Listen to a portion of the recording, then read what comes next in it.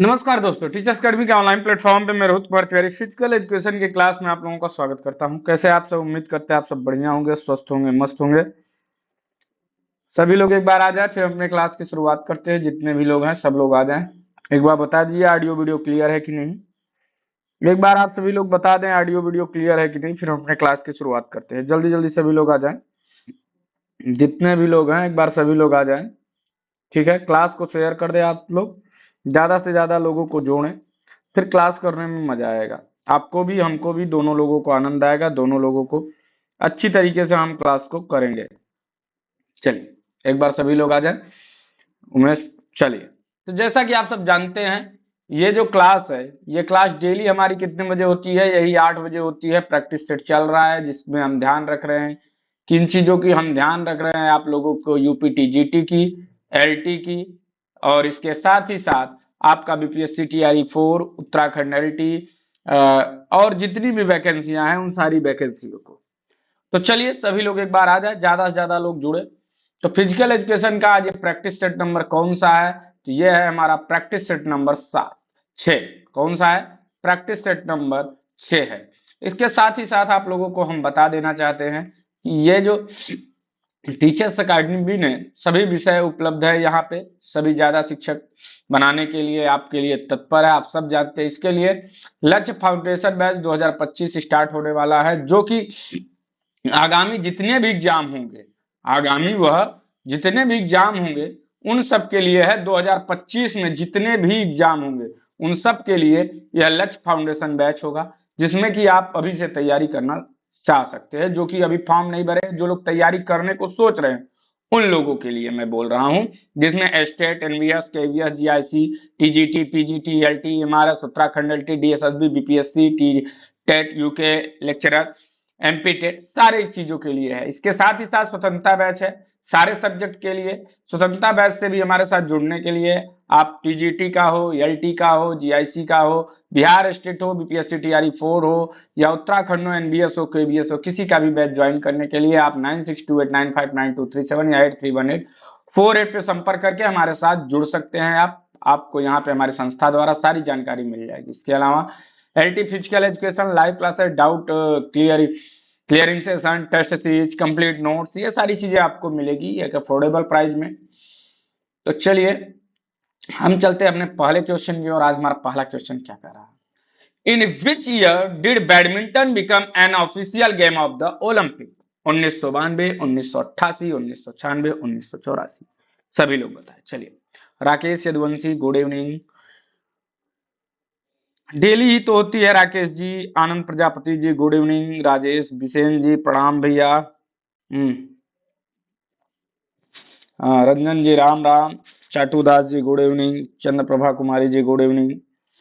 चंद्रमणि कुमारी जी, प्रणाम। Kumari Jyoti, good evening. Ashok Pal ji, good evening. Bharat ji, good evening. Ritu जी, good evening. Yash ji, good evening. ममता वर्मा जी, जय Hind. Umesh ji, good evening. चलिए सभी लोग आ जाएं, फिर अपने क्लास की शुरुआत करते हैं।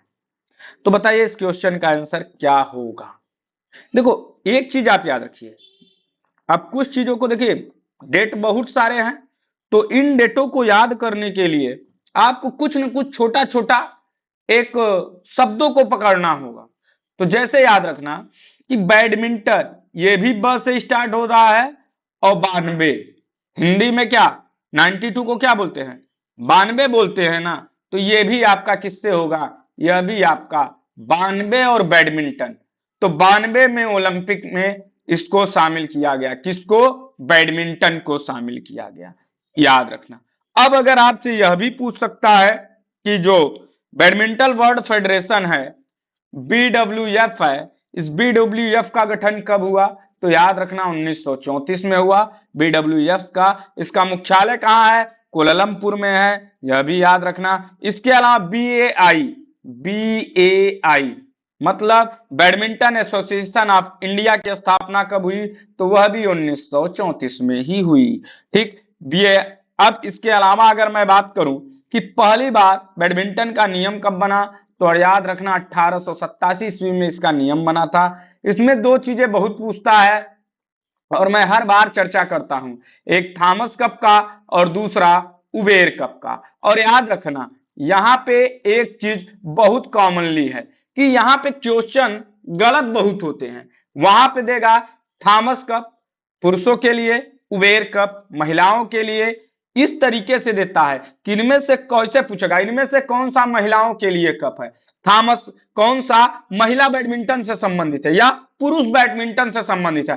अब आपने बैडमिंटन तो देखा, आपने पढ़ा भी थॉमस कप और उबेर कप को, आपने कहा बस बस यही है जो आपके सामने आया आंसर लगा, लेकिन वहां पे आपने शायद ये नहीं पढ़ा पुरुष से कौन संबंधित है और महिला से कौन संबंधित है। मैंने आपको बताया क्या हुआ कि 1948 में, मतलब जब से देश आजाद हुआ तब से पुरुषों ने महिलाओं का हाथ थामा और आज तक चले आ रहे हैं उनसे कदम से कदम मिलाते हुए। लेकिन उबेर कप महिलाएं जो है बहुत जल्दी अपने पति से उब जाती हैं, तो वो क्या हुई, उब गई। और 1857 की क्रांति याद करो, रानी लक्ष्मीबाई महिला थी, बेगम हजरत महल महिला थी, तो उनसे याद रखना कि 1897, तो 1857 की क्रांति में 57 याद रखना, 18 न रख के 19 हो जाएगा, एक आगे कर देना 1957। इस तरीके से किसी न किसी कहानी से जब आपको रिलेट करेंगे तो आपको चीजें पता हो जाएंगी। प्रथम द्रोणाचार्य पुरस्कार इसमें किसको दिया गया, तो याद रखना एस.एम. आरिफ को दिया गया। प्रथम अर्जुन पुरस्कार विजेता कौन थे, नंदू एम नाटेकर और मेन शाह थे। प्रेजेंट की बात करें अगर हम, तो बैडमिंटन में लक्ष्य सेन बहुत फेमस है इस समय, क्योंकि ओलंपिक में उन्होंने जिस हिसाब से टक्कर दिया उस तरीके से लक्ष्य सेन का नाम बहुत आएगा। पूछेगा वो कहाँ के हैं, तो याद रखना लक्ष्य सेन उत्तराखंड के हैं, ठीक है ना। तो ये चीजें आप याद रखेंगे। चलिए अगले क्वेश्चन की ओर चलते हैं। In which of the following year was the federation of international gymnastic FIG form, FIG की गठन कब हुआ। बैडमिंटन की सॉरी किसका कर रहा है, इंटरनेशनल जिम्नास्टिक की बात कर रहा है कि जिम्नास्टिक का गठन कब हुआ।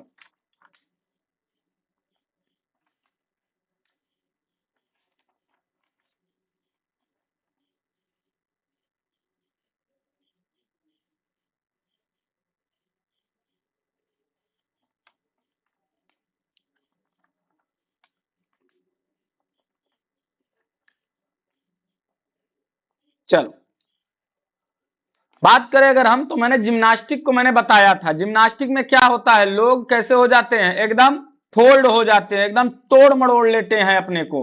तो इस तरीके से वो क्या कर लेते हैं, तोड़ मड़ोड़ लेते हैं। एक इधर लगा दो, एक पैरेलल बार में क्या होता है, दो बार होती है और यहाँ पे वो क्या करते हैं, अपने शरीर को इस तरीके से मड़ोड़ते हैं। तो बस यही हो जाएगा आपका क्या, जिम्नास्टिक का फेडरेशन की स्थापना 1881 ईस्वी में। किस सन में, 1881 ईस्वी में हुआ था। अगर मैं बात करूं इसका मुख्यालय कहां है, यह भी पूछ सकता है, तो इसका मुख्यालय है दोहा। कहां है, कतर, ठीक, कहां पे, कतर में। अगर मैं बात करूं जिम्नास्टिक फेडरेशन ऑफ इंडिया जीएफआई की स्थापना कब हुई, तो मैंने आपको कई बार बताया कि जीएफआई की स्थापना जो है, वॉलीबॉल का फेडरेशन की जब स्थापना हुई मतलब 1951, और मैंने बताया था वॉलीबॉल का फेडरेशन कब हुआ, जब हमारा देश क्या हुआ, एक बार जब आजाद हुआ तब, दूसरा बात कब, हम 1950 जब हमारा संविधान लागू हुआ तो हमने क्या खेला, वॉलीबॉल खेला, ठीक है ना। तो ये याद रखना। ओलंपिक की बात करेगा कि ओलंपिक में इसको कब शामिल किया गया, तो ओलंपिक में इसको शामिल किया गया 1896 ईस्वी में, 1896 ईस्वी में। किसको, पुरुषों को, जो पहला ओलंपिक था उसमें। लेकिन अगर महिलाओं की बात करें कि महिलाओं को कब शामिल किया गया, तो याद रखना 1912 ईस्वी में। किस सन में, 1912 ईस्वी में इसको शामिल किया गया, ठीक है ना। भारत ने पहली बार ओलंपिक में, भारत ने पहली बार ओलंपिक में भाग कब लिया जिम्नास्टिक में, तो याद रखना 1952 ईस्वी में। किस सन में, 1952 ईस्वी में। प्रथम अर्जुन पुरस्कार विजेता इसके कौन थे, श्री श्यामलाल थे। जिम्नास्टिक ऑफ मैनुअल किसने लिखा था, तो यह भी याद रखना फ्रैंक नाइटिंगेल ने लिखा था, ठीक। इसके अलावा अगर मैं बात करूं तो इसमें कुल कितने इवेंट होते हैं, तो इसमें अगर मैं बात करूं तो इसमें पुरुषों के लिए 6 इवेंट होते हैं और महिलाओं के लिए कितने इवेंट होते हैं, तो महिलाओं की बात करें तो 4 इवेंट होते हैं। कितने इवेंट, 4 इवेंट होते हैं। अब पुरुषों में क्या होता है, तो याद रखना, अब इसमें पूछ लेता है कॉमन क्या क्या होता है, तो कॉमन की जब भी बात आए कि इन दोनों में कॉमन क्या है, तो याद रखना फर्स्ट नंबर फ्लोर, फ्लोर इन दोनों में कॉमन होता है। दूसरा होता है वॉल्टिंग टेबल, वॉल्टिंग टेबल दोनों में कॉमन होता है, लेकिन वैसे कॉमन नहीं होता, लेकिन ज्यादातर आयोग ने ऐसा ऐसा क्वेश्चन पूछा है कि वॉल्टिंग इनमें से कौन सा केवल वॉल्टिंग देता है, तो वॉल्टिंग दोनों में कॉमन होता है, एक में होता है वॉल्टिंग हॉर्स, दूसरे में होता है वॉल्टिंग टेबल। तो वॉल्टिंग जो है दोनों में कॉमन होता है। अब देखो इसको याद कैसे रखोगे, महिलाओं का 4 गेम कैसे याद रखोगे, तो देखो महिलाओं में क्या होता है, मैंने बताया है कि महिलाओं का गुरुत्व केंद्र नीचे होता है, उनमें बैलेंस बनाने की शक्ति ज्यादा होती है, तो बैलेंस बीम किसका होता है, महिलाओं का होता है। और कितना भी अनइवन हो, कितना भी उबड़ खाबड़ जमीन हो, महिलाओं में बैलेंस ज्यादा बनता है, तो अनइवन बार भी किसका होगा, महिलाओं का होगा। मैंने बता ही दिया फ्लोर किसका होगा, महिलाओं में होगा। इसके अलावा मैंने क्या बताया आपको, इसके अलावा मैंने बनाया वोल्टिंग हॉर्स, ये भी महिलाओं का होगा। अगर मैं पुरुषों की बात करूं 6 गेम कौन कौन सा होता, फोर, क्या होगा, फर्स्ट नंबर फ्लोर, फोर के बाद में हॉर्स, हॉर्स मतलब घोड़ा, घोड़ा है ना, तो कैसा घोड़ा है, पॉमेल हॉर्स। तो घोड़ा क्या है, अगर स्त्रीलिंग या पुरुष लिंग में घोड़ा का घोड़ी होता है, तो घोड़ा क्या है, पुलिंग है, तो पुरुषों से संबंधित याद रखना घोड़ा कहां आएगा, यहां पे आएगा, पॉमेल हॉर्स में आएगा, याद रखना। फिर उसके बाद में रोमन, विदेश कमाने कौन जाता है, रोम कमाने कौन जाएगा, महिला या पुरुष, पुरुष न जाएगा, तो ऐसे याद रखना कि पुरुष रोम कमाने चला गया, मतलब क्या हो गया, रोमन रिंग्स। उसके बाद में पुरुष और महिला, पुरुष क्या करता है, महिलाओं के अपने बराबरी में लाने के क्या क्या कर रहा है,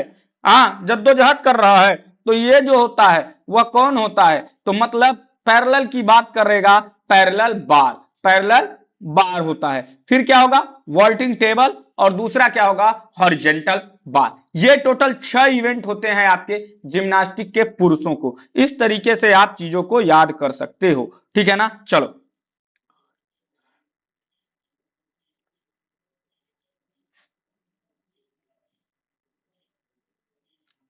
दोनों तो जाएंगे, लेकिन अभी तो एक याद करने का एक तरीका मैं बता रहा हूं आप लोगों को, बाकी दोनों जाएं सब चले जाएंगे, वो तो बात सही है। राजेश बिसेन जी 1928 में 1912 में महिलाओं को शामिल किया गया है, 1900 जिम्ना सॉरी सॉरी महिलाओं को 1912 मैंने बताया है क्या, सॉरी, कहाँ है महिला,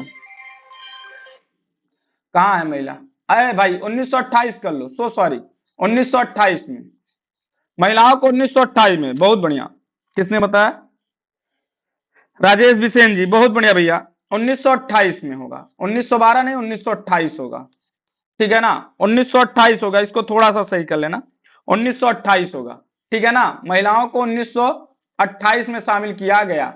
ठीक, चलो अगले क्वेश्चन पे चलते हैं, बहुत बढ़िया भैया।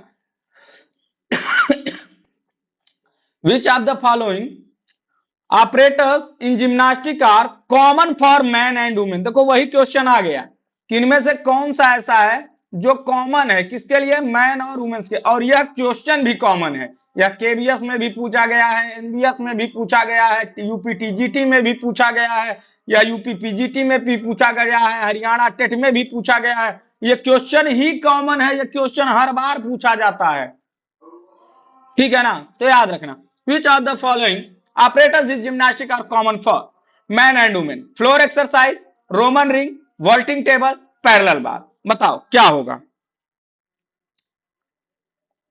अब इस ऑप्शन के अनुसार हम जाएंगे, ठीक है ना, इस ऑप्शन के अनुसार जाएंगे यहां पे, तो अभी मैंने बताया फ्लोर एक्सरसाइज और वॉल्टिंग टेबल, ये दोनों क्या होते हैं, ये कॉमन होते हैं। और रोमन रिंग मैंने बताया, रोम कमाने कौन जाएगा, पुरुष, कौन जाएगा, पुरुष, पैरेलल कौन ले आ रहा है महिलाओं को, पुरुष, तो पैरेलल बार और रोमन रिंग ये दोनों पुरुषों के हैं, ठीक है ना। तो याद रखना ए और सी, ए और सी किसमें है, आंसर नंबर 3 है, ठीक। चलो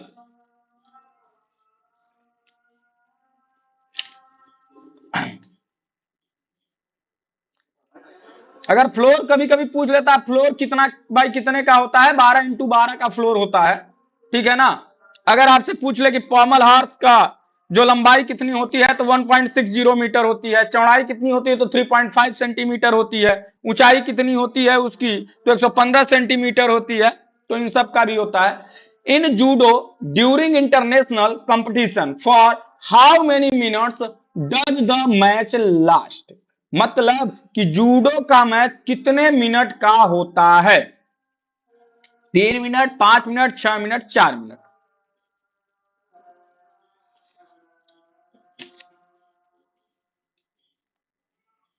कि in judo during international competition for how many minutes does the match last, कम से कम या जो है कि कितने मिनट का गेम है यह।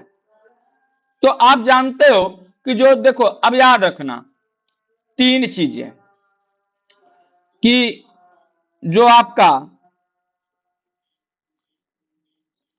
3 मिनट का गेम होगा कौन, जूडो, ठीक। लेकिन अगर मैं बात करूं आपसे, देखो एक चीज याद रखना, तेरे सॉरी तेरे को बोला तेरे को बोला फोड़ दे, क्या कर दे, फोड़ दे।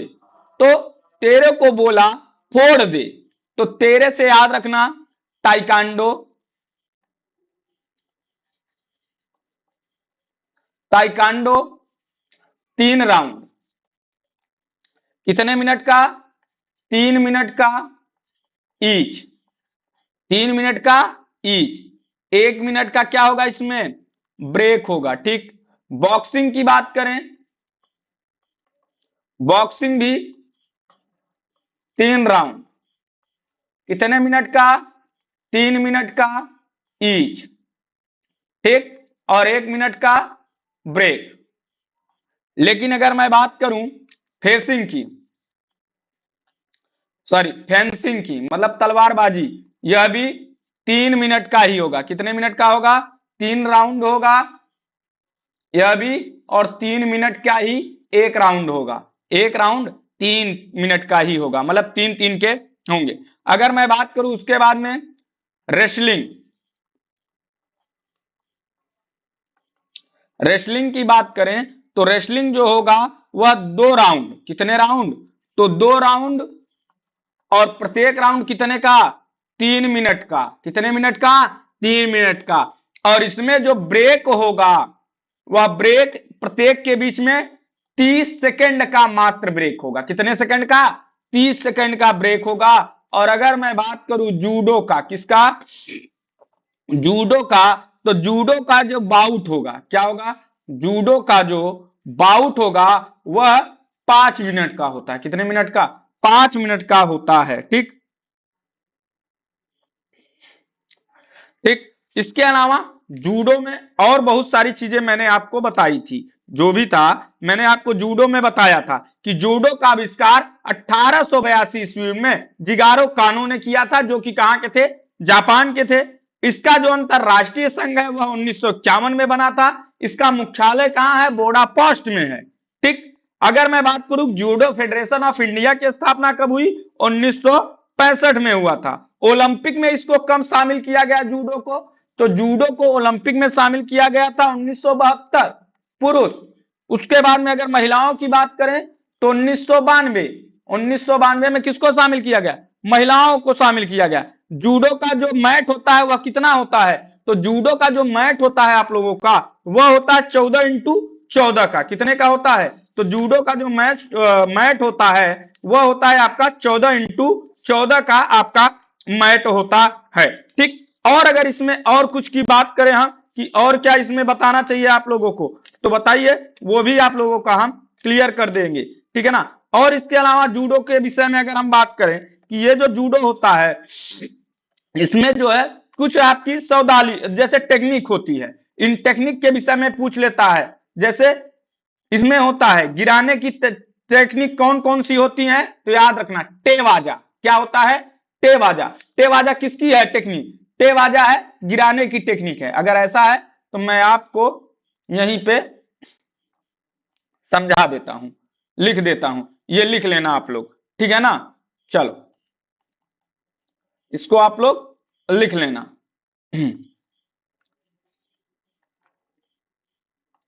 तो याद रखना गिराने की टेक्निक, गिराने की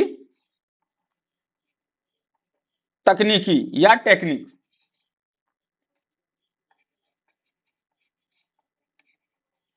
तो क्या होगा, टेवाजा, याद रखना टेवाजा। फिर कोसीवाजा, कोसीवाजा। फिर असीवाजा, क्या असीवाजा। ठीक, फिर सुटेमी वाजा, सुटेमी वाजा। ठीक, अब देखो अगर मैं बात करूं भिड़ने की जो टेक्निक होती है, ये तो हो गई गिरने की टेक्निक। अब एक होता है भिड़ने की टेक्निक, भिड़ने की तकनीकी। अगर इसकी मैं बात करूं कि भिड़ने की टेक्निक कौन कौन सी होती है, तो याद रखना कंसेत्सु वाजा, क्या होगा कंसेत्सु वाजा। उसके बाद में सीमे वाजा, सीमे वाजा। फिर ओसी वाजा, ओसी वाजा। अब याद रखना ये क्वेश्चन बहुत पूछता है ओसी वाजा किसकी टेक्निक है, और दूसरा पूछता है टे वाजा किसकी टेक्निक है, और एक पूछता है ये आपका कोसी वाजा किसकी टेक्निक है। हाँ, ये जरूर पूछता है। अब इसमें कुछ सब टर्मोलॉजी भी होती हैं, जैसे कोका, कोका का कितना अंक होता है, कोका, कोका मतलब 3 अंक। मेटे, मेटे का मतलब क्या होता है, मेटे का मतलब होता है रुको, क्या रुको। नागे, नागे मतलब फेंकना। नेवाजा मतलब जो ग्राउंड की टेक्निक होती है उसको हम बोलते हैं नेवाजा। ठीक, वाजियारा के कितने अंक होते हैं, याद रखना वाजियारा 7 अंक। ठीक, उसके बाद में जुबन, पैंट्स जो होता है उसको बोलते हैं जुबन। यूको का 5 अंक, क्या होता है यूको 5 अंक। इम्पॉन 10 अंक। इसी 10 अंक को इम्पॉन को ही क्या बोला जाता है, एक बोला। ये जो 5 है ना, इसी को कहीं कहीं 0.5 भी बोला जाता है। ठीक, ये 0.7 मतलब कहीं कहीं इम्पॉन के लिए आपको देख देगा कि 1 अंक इम्पॉन, और इम्पॉन हो जाएगा तो मैच खत्म बोल दिया जाता है। तो ये भी चीजें कुछ है, इनको अगर नियम की बात करें जब आप पढ़ोगे ना तो वहां पे आपको समझ में आ जाएगा, मैंने आपको बताया है। ठीक है ना। इसमें जो प्लेटफॉर्म होता है वह वर्गाकार होता है और प्रत्येक भुजा 30 फीट की होती है। इसमें जो टुकड़ा होता है, जो मैट होता है, वो 50 का होता है, और मैट का एक एक टुकड़े की साइड कितनी होती है, 3x6 का। ठीक, इसमें 5 रेफरी होते हैं, एक रेफरी एक होता है, जज 2 होता है, स्कोरर एक होता है, रिकॉर्डर एक होता है, और जो खिलाड़ी जहां खड़ा होता है वह 12 का होता है। कितना होता है, 12 फुट का होता है। ठीक है ना, ये सारी चीजें। तो इन सब चीजों में कंफ्यूज मन होता है कि सर 10 बताए हैं, कभी कभी कोई कोई बता देता है एक, तो आप परेशान हो जाओ कि सर ने गलत बता दिया, ये वो दुनियादारी। चलो, in which year of the summer in which year of the summer Olympic game were on allowed to participate in swimming for the first। ठीक,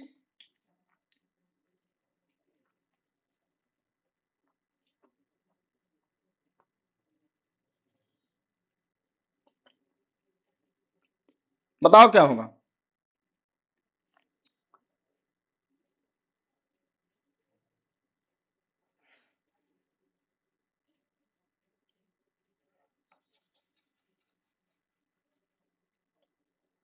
In which year of the summer Olympic game were women allowed to participate in swimming for the first time। First time कब allow किया गया,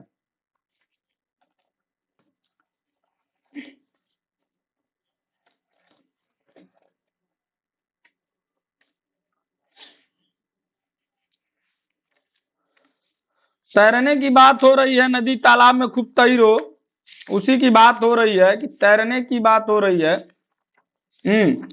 बताओ जल्दी से। तो अगर मैं बात करूं आप लोगों से कि जो ये आपकी तैरना है यह, तो मैंने इसके विषय में अभी कुछ दिन पहले और बताया था। तैरने की जो आपको था, जो वाटर पोलो, पोलो, इन सब की स्विमिंग, इन सब के विषय में बताया था अभी कुछ दिन पहले। तो याद रखना सबसे पहले इसका जो गठन संगठन है, जो संघ है, उसको क्या कहते हैं, तो याद रखना फिना। क्या कहते हैं, फिना कहते हैं। फिना का गठन किस सन में हुआ, 1908 ईस्वी में हुआ था। ठीक है ना। और 1908 में ही क्या हुआ, हॉकी और फुटबॉल को ओलंपिक में शामिल किया गया, आप सब जानते हो। इसका मुख्यालय कहाँ है, लुसाने स्विट्जरलैंड में है। एसएफआई मतलब swimming federation of India, SFI का गठन कब हुआ, तो एसएफआई का गठन 1948 ईस्वी में हुआ, जिस समय भारत आजाद हुआ उसके बाद में एक साल, आजादी के एक साल बाद। इसका मुख्यालय कहाँ है, तो याद रखना इसका मुख्यालय अहमदाबाद में है। ज्यादातर चीजों का दिल्ली है, इसलिए आप क्या करोगे, आप कंफ्यूज होगे, तो याद रखना अहमदाबाद, और दिल्ली जरूर डालेगा। 19 ओलंपिक में इसको पुरुषों को शुरू में ही डाला गया था, लेकिन महिलाओं की बात आएगी तो 1912 में महिलाओं ने पहली बार ओलंपिक में भाग लिया। और 1912 में ही क्या हुआ था, international association of athletic federation की भी स्थापना हुई थी। अब इसमें पूछ लेता है इसमें प्रकाश कितना होता है, तो याद रखना 3000 लक्स होता है। कितना होता है, 3000 लक्स इसमें क्या होता है, प्रकाश होना चाहिए। इसमें जो मानक पुल होता है उसकी लंबाई चौड़ाई कितनी होती है, तो 50x25 का मानक पुल होता है।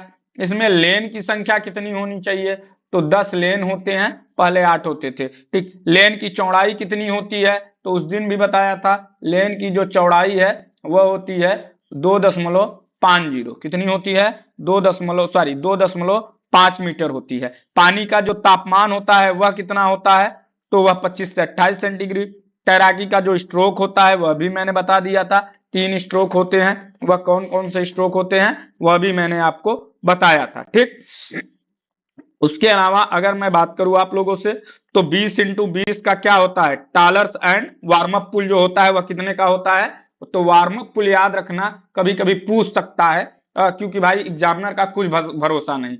तो कुछ आज नई चीज देखते हैं, पुरानी चीजों को तो देखा ही, वही चीज बार बार क्या देखे।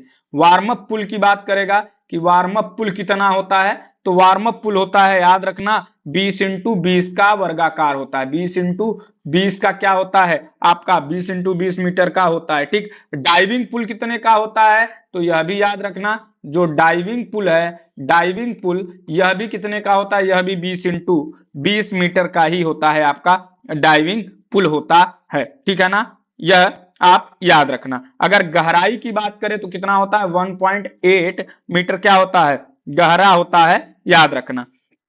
इसके अलावा अगर मैं बात करूं आप लोगों को कि जिसमें जो ढलान होता है वह इस तरीके से होता है ना, ढलान कितने डिग्री का होता है, तो 10 डिग्री का इसमें ढलान होता है, याद रखना। पानी से प्लेटफॉर्म की ऊंचाई कितनी होती है, यह तो क्वेश्चन आया हुआ है, तो 0.5 से लेके 0.75 तक होता है, प्लेटफॉर्म की ऊंचाई होती है, ठीक है ना। अब आगे अगर मैं बात करूं इसमें और चीजें, तो इसमें जो भी स्किल होती है वो होता है, जैसे बैक स्ट्रोक होता है, इसमें बटरफ्लाई होता है, उसके अलावा और सारी फ्री स्टाइल होता है, बेस्ट स्ट्रोक होता है, बैक स्ट्रोक होता है। ये इसकी क्या है, इसकी जो है जो भी स्किल्स हैं वह हैं, ठीक। चलो अगले क्वेश्चन, तो इसका आंसर क्या हो जाएगा, 1912। चलो अगले क्वेश्चन की ओर चलते हैं। अगला क्वेश्चन हमारा क्या कह रहा है, अगला क्वेश्चन कह रहा है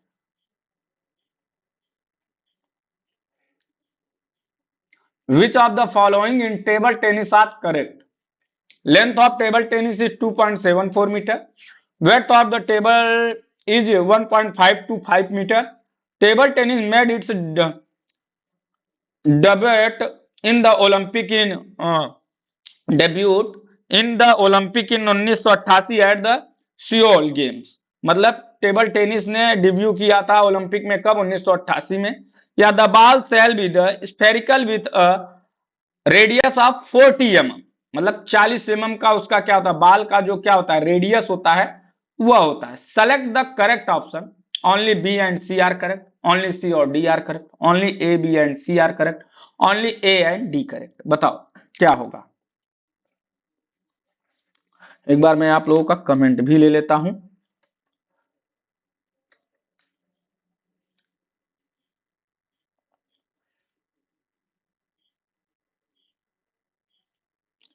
चलिए एक बार आप लोग जितने लोग देख रहे हैं एक बार क्लास को तो लाइक कर दो भाई, ऐसे मजा नहीं आता है। क्लास को लाइक करो, क्लास को आप लोग लाइक करो, शेयर करो।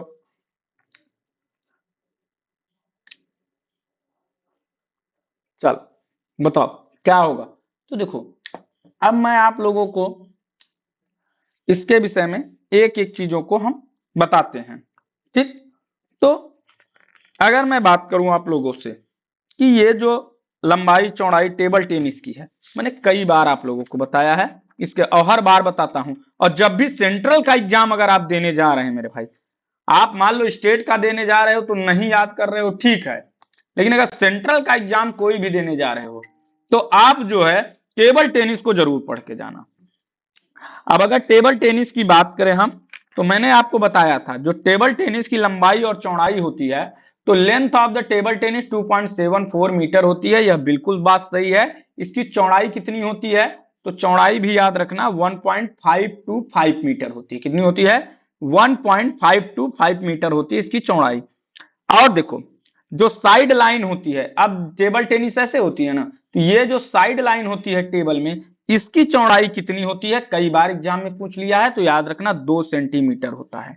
और टेबल टेनिस की जो सेंटर में चौड़ाई होती है, सेंटर में जो ये चौड़ाई है, लाइन की चौड़ाई कितनी होती है, तो याद रखना 3 mm होती है। कितनी होती है, 3 mm होती है इसकी ऊंचाई। इसके अलावा जो टेबल होता है, टेबल की ऊंचाई कितनी होती है, तो यह भी सही है, यह भी सही है।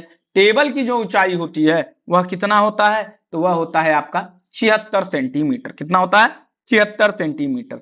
मैंने नेट की लंबाई भी बताया था, 6 फीट होता है, ऊंचाई 6 इंच होता है। बॉल का वजन कितना होता है, तो ये जो बॉल होती है, इस बॉल का वजन होता है 2.7 ग्राम का, लेकिन इसका व्यास कितना होता है, 40 mm का। 40 mm का क्या होता है इसका, इसका जो है व्यास होता है, क्या होता है, व्यास होता है जो वह 40 mm का होता है। लेकिन यहां क्या पूछा है, आप क्वेश्चन गलत कहां करोगे, आप ये 40 mm देखोगे और आंसर लगा दोगे, लेकिन ये भी देखो ये रेडियस पूछा है, तो रेडियस अलग होता है, व्यास अलग होता है। व्यास को डायमीटर बोलते हैं, रेडियस को हम क्या बोलते हैं, त्रिज्या बोलते हैं, तो यह भी याद रखना। इसके अलावा अगर हम बात करें कि टेबल टेनिस जो है ओलंपिक में कब शामिल किया गया, तो ओलंपिक में यह 1988 ईस्वी में शामिल किया गया, यह बात सही है। एशियन गेम में कब शामिल किया गया, 1958 में शामिल किया गया। किस सन में, 1958 में, मतलब तीसरे एशियन गेम में शामिल किया गया। तो यह आपकी चीजें हैं, ठीक है ना। तो यह भी ए बी सी तीनों सही हैं, तो A B C are correct, answer number 3 होगा, याद रखना। ठीक, चलो अगले क्वेश्चन की ओर हम बढ़ते हैं। How many gold medals have been won in wrestling in the 2022 Commonwealth game by Haryana state, मतलब हरियाणा स्टेट क्या। अब देखो क्वेश्चन तो पूछा ही पूछा, देखो कितना खतरनाक क्वेश्चन घुमा के पूछा है कि gold medal have been won in wrestling in 2022, क्योंकि ये तो सब जानता था कि गोल्ड मेडल 2022 में कितने आए हैं, ये तो सब पढ़ा कि सिल्वर कितने आए, गोल्ड कितने आए, ब्रॉन्ज कितने आए, लेकिन किस स्टेट ने कितने मेडल जीते यह कोई नहीं याद किया, और क्वेश्चन यहां ले आके पटक दिया। और यही सब क्वेश्चन ऐसे हैं जो कि अगर सही हो गए तो यही आप बोनस मार गए, इसी को बोलते हैं बोनस अंक, यही आपके बोनस अंक हैं। ठीक, क्लास को शेयर करो भाई। सतीश यादव, रंजीत कुमार यादव, चंद्रमणि कुमारी, योगेंद्र, राकेश, ब्रजेश, सिकंदर रेड्डी, राजेश बिसेन। तो याद रखना हरियाणा ने 6 गोल्ड, कितना, 6 गोल्ड। अब अगर मैं आप लोगों से कॉमनवेल्थ के विषय में अगर मैं बात करूं तो ऐसे समझो, ये जो कॉमनवेल्थ गेम है इसमें अब तक भारत के पास टोटल मेडल कितने हैं, भारत के बाद कुल मेडल अब तक कितने जीता है कॉमनवेल्थ में, तो याद रखना 564 मेडल। कितना, 564 मेडल, जिसमें 203 क्या है, गोल्ड है, 203 गोल्ड है, उसके अलावा 171 जो है वो ब्रॉन्ज है, इसके अलावा अगर 190 की बात करें तो यह सिल्वर है, यह सिल्वर मेडल है। अगर रैंक की बात करें तो इसका जो रैंक था हमेशा से ही 4th रैंक पे, किस रैंक पे, 4th रैंक पे। 2022 की अगर मैं बात करूं तो 2022 में टोटल 61 मेडल, 61 मेडल में से 22 आपके क्या हैं, 22 आपके गोल्ड हैं, इसके अलावा 16 क्या है, सिल्वर है, 16 क्या है, सिल्वर है, इसके अलावा ब्रॉन्ज कितने हैं, 23 आपके क्या हैं, ब्रॉन्ज हैं। ठीक, उसके अलावा अगर बात करें हम कि जो आने वाला क्वेश्चन, जो आने की संभावना है, वो क्वेश्चन क्या होगा? वह क्वेश्चन होगा 2026 का कॉमनवेल्थ गेम कहां होगा? तो याद रखना ग्लासगो, स्कॉटलैंड में, स्कॉटलैंड में। यह क्यों भाई? तो यह ग्लासगो में क्यों? क्योंकि याद रखना यह पहले ऑस्ट्रेलिया में होना चाह रहा था, लेकिन ऑस्ट्रेलिया में खर्च ज्यादा होने की वजह से ऑस्ट्रेलिया ने 2023 में अपना नाम क्या किया, इससे वापस ले लिया। फिर इसको किसको दे दिया गया? ग्लासगो को दे दिया गया, जो स्कॉटलैंड में पड़ता है। ठीक, तो याद रखना सबसे ज्यादा अगर मैं आपसे पूछूं कि आपका इस समय कितना मेडल, 564, तो इन जितना चीजें बताएं इनमें से कोई भी क्वेश्चन आ सकता है, लेकिन सबसे ज्यादा जो आने की प्रबल संभावना है वह यही है कि 2026 का कॉमनवेल्थ गेम कहां होगा। 2026 का कॉमनवेल्थ गेम कहां होगा, यह आने की एकदम प्रबल दावेदारी है। बाकी कॉमनवेल्थ गेम के विषय में चीजें बताई दिया। चलो, which of the following is correct about wrestling? इनमें से कौन सा सही है रेसलिंग से संबंधित? The central wrestling area is 7 metre in diameter, the orange strip in 1 metre wide in positive zone, Greco Roman wrestling forwards hold below the waist, women's wrestling was included in the Olympic game in 2008। बताओ। अब आप लोग ये सोच रहे होंगे कि sir ये क्वेश्चन तो आपने कराए थे। हाँ भाई, ऐसे क्वेश्चन कराए थे, लेकिन इसमें जो ABCD ये ऑप्शन है ना, इस टॉपिक से क्वेश्चन कराए थे, लेकिन ये ऑप्शन वहां चेंज है। इसमें देखोगे दो ऑप्शन आपको सेम दिखेगा, लेकिन दो ऑप्शन वहां चेंज आपको दिखेगा यहाँ पे। ठीक है ना? तो क्वेश्चन ऐसे ही रहते हैं, केवल ऑप्शन ही थोड़ा सा बदलेगा, आपको लगेगा कि हाँ हमने इसको करा हुआ है। ठीक है ना? तो इन सब चीजों को आपको इसीलिए होता है कि आप इनको देखें, करें, सीखें।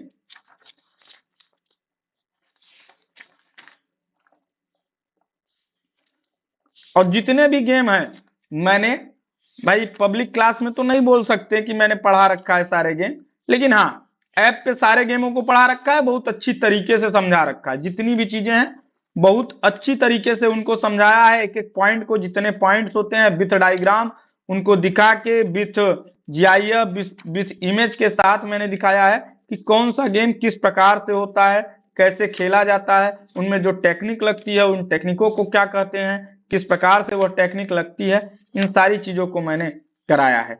ठीक है ना?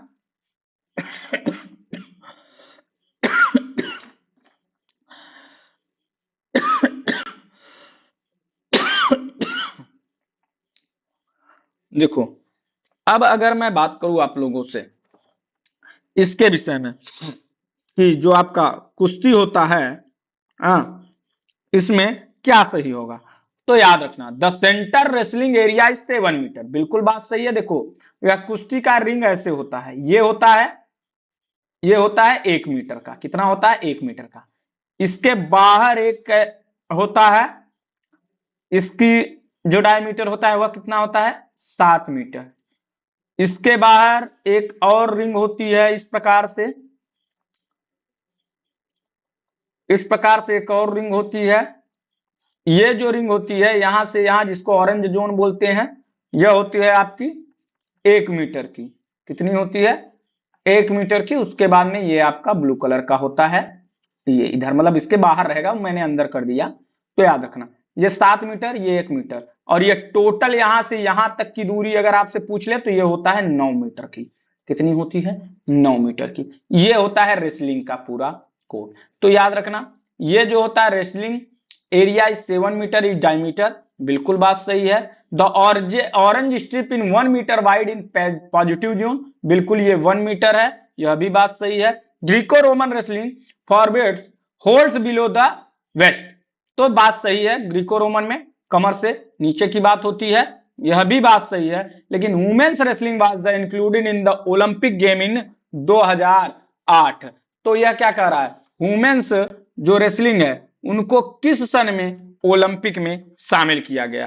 तो यह भी मैंने आपको बताया है, एक बार नहीं कई बार बताया है कि जो ओलंपिक में इसको शामिल किया गया महिलाओं को, तो महिलाओं को जो शामिल किया गया वह 2004 में शामिल किया गया। 2008 नहीं मेरे भाई, 2004 में शामिल किया गया। इसके अलावा अगर बात करें कि शुरुआत से ही ओलंपिक में यह शुरू से ही शामिल किया गया था, क्योंकि अगर मैं बात करूं तो यह अकबर मुगलों के जमाने में भी था। यह 5000 वर्ष पहले मिस्र जो था, इजिप्ट था, वहां पे भी होता था। यह बहुत ही लोकप्रिय खेल माना जाता था। कुश्ती लड़ते समय लोग क्या करते थे, आप तेल प्राचीन ओलंपिक जब आप पढ़ा होगा तो वहां पे भी लोग क्या करते थे, निर्वस्त्र होकर क्या करते थे, लड़ा करते थे। और पेंटाथेलान का भी यह हिस्सा हुआ करता था। जो ये आपका रेसलिंग है, कुश्ती है, यह पेंटाथेलान का भी क्या होता था, हिस्सा हुआ करता था। याद रखना, जब अकबर था, अकबर के समय में इसको मल्ल युद्ध बोला जाता था। क्या बोला जाता था, मल्ल युद्ध बोला जाता था। इसमें आपको मैंने बताया कि बाउट का समय कितना होता है, 6 मिनट का होता है। हाँ, 3-3 मिनट के 2 राउंड्स होते हैं, ठीक। और जो राउंड्स के बीच विश्राम होता है वह कितना होता है, 30 सेकंड का होता है। कितने सेकंड का, 30 सेकंड का होता है। और गद्दा जो होता है वह 10 सेंटीमीटर मोटा होता है। हाँ, ये सब याद रखना। चलो, इसमें कुछ स्किल्स होती हैं, जैसे क्या होता है, एक होता है स्केप्स होता है, रिवल्सर होता है, ब्रेक डाउन एंड राइड्स होता है, पंपिंग कॉम्बिनेशन होता है, स्टांस एंड ड्रॉप स्टेट होता है, टेक डाउन्स होता है, स्टांस होता है, पोजीशन होता है। इन सारी चीजों को विषय में मैंने आपको एक एक को विस्तृत करके बताया है। तो ए बी सी डी, ये गलत हो गया डी, और क्या होगा ए बी सी किसमें है, वही लगा दो भाई मेरे, A B C answer number 2 यही होगा। चलो अगले क्वेश्चन की बात करते हैं। In which of the following game in the overhead pass common, किसमें जो है ओवरहेड पास होता है, हैंडबॉल में, बास्केटबॉल में, वॉलीबॉल में, सॉफ्ट बॉल में, बताओ कहां होगा।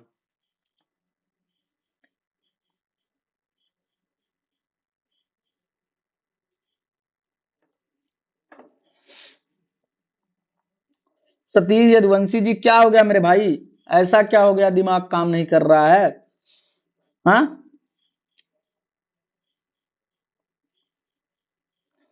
बहुत बढ़िया आप लोगों की तैयारी है, आपकी तैयारी बहुत अच्छी है, दिमाग उमाग मत खराब करिए। हाँ, विनोद कुमार जी, क्या नहीं समझ में आ रहा है भाई, बताओ तब बताएं। क्या नहीं समझ में आ रहा है, जब वो चीजें बताएंगे तब ना हम बताएंगे, तब ना उसको डिस्क्राइब करेंगे। क्या नहीं समझ में आ रहा है, क्या चीजें नहीं समझ में इनमें से आ रही है, ऐसा क्या है, बताओ।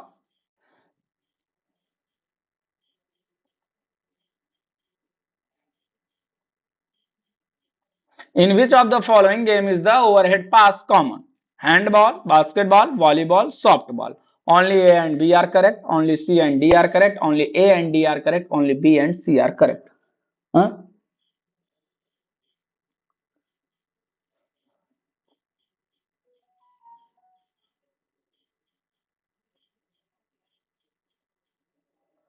चलिए, तो बात करते हैं हम। तो इसमें क्या होगा, इसमें होगा ओवर हेड पास किस किस में होता है, तो ओवरहेड पास जो कॉमन होता है वो देखो बास्केटबॉल में, ओवरहेड मतलब सर के ऊपर से जो पास दिया जाता है वो कहां से, पहला बात तो इसमें दिया जाता है। दूसरा ओवरहेड पास आप देखोगे कहां पे होता है, वॉली बॉल में होता है। कहां होता है, वॉली बॉल में होता है, यह भी याद रखना। कहां होता है, तो वॉलीबॉल में होता है, बास्केटबॉल में होता है, लेकिन हैंडबॉल और सॉफ्ट बॉल में यह नहीं होता। तो बी और सी जो होगा यही आपका आंसर होगा। क्या होगा, B and C. B and C किसमें है, आंसर नंबर 4। चलो,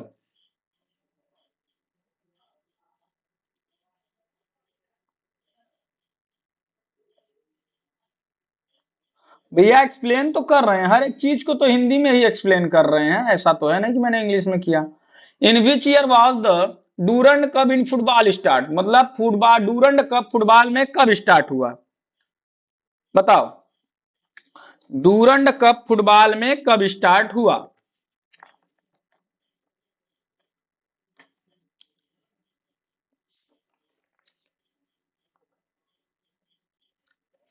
देखो यूपी टीजीटी का एक क्वेश्चन बहुत वो है, कॉमन है, और इसमें ज्यादातर लोग क्या कंफ्यूज हो जाए। ऐसा नहीं है कि वो क्वेश्चन आते नहीं है, क्वेश्चन इजी रहता है, लेकिन वो कंफ्यूजिंग बहुत रहते हैं।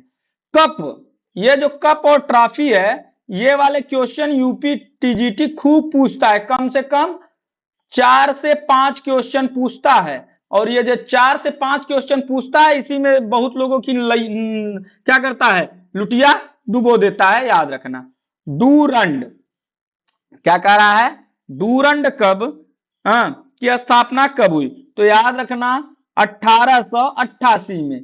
तीन ठो, जैसे इसमें क्या है, डूरंड है ना, दो ड है, तो ऐसे ही याद रखना कि ज्यादातर ड की मात्रा ज्यादा है तो इसमें 8 की मात्रा ज्यादा कर देना, ठीक है ना, जो भी रहेगा सब ज्यादा रहेगा।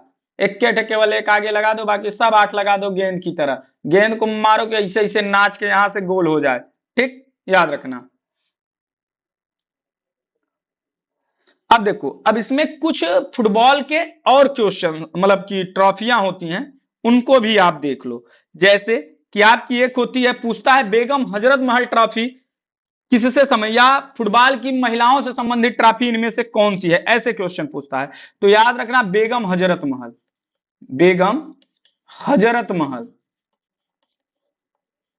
क्या है, बेगम हजरत महल जो है यह फुटबॉल महिला राष्ट्रीय प्रतियोगिता होती है। इसके अलावा मीर इकबाल हुसैन, मीर इकबाल हुसैन यह भी किससे संबंधित है, तो याद रखना फुटबॉल से ही संबंधित है, मीर इकबाल हुसैन ट्रॉफी। उसके बाद में इसमें होता है मर्डेका कप, क्या होता है, मर्डेका कप होता है, जिसकी जिसका शुरुआत जो है 1957 में हुई थी। किस सन में, 1957 में हुई थी।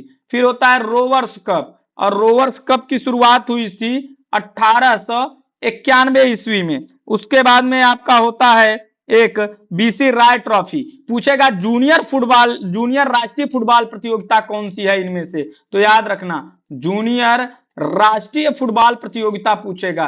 क्या पूछेगा, जूनियर राष्ट्रीय फुटबॉल प्रतियोगिता। देखो क्वेश्चन कैसे अगर आप क्वेश्चन बनाना सीख गए तो ये याद रखिए कि 60% क्वेश्चन आप अपने से सॉल्व करना सीख गए, एकदम एकदम जान लीजिए, ठीक है ना। तो याद रखना बीसी राय ट्रॉफी, कौन सी, बीसी राय ट्रॉफी जो होती है वो जूनियर राष्ट्रीय प्रतियोगिता होती है, यह भी याद रखना। उसके बाद में मैंने बताया आपको संतोष ट्रॉफी, बताया कि नहीं, नहीं बताया तो लो लिख लो, संतोष ट्रॉफी। संतोष ट्रॉफी की बात करें तो 1900 किसमें आपका होता है यह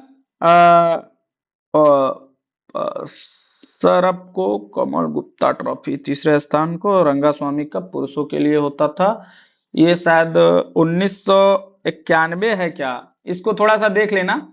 ये संतोष ट्रॉफी का सन क्या है, 1991 है, 1941 है, ऐसे कुछ है, तो इसको थोड़ा सा देख लेना आप लोग, ठीक है ना। इसको थोड़ा सा मुझे ध्यान नहीं आ रहा है, तो इसको थोड़ा सा देख लेना आप लोग, ठीक है ना। चलो उसके बाद में आपसे पूछेगा अंतर विद्यालयी प्रतियोगिता कौन सी है, कौन सी, अंतर विद्यालयी, अंतर विद्यालयी फुटबॉल प्रतियोगिता इनमें से कौन सी है, तो याद रखना सुब्रतो कप, कौन सी है, तो याद रखना सुब्रतो कप। और ये जो सुब्रतो कप है इसकी स्थापना कब हुई थी, तो मतलब स्थापना कर रहा हूं, मतलब यह पहली बार कब खेला गया था, तो यह खेला गया था 1960 में। किस सन में,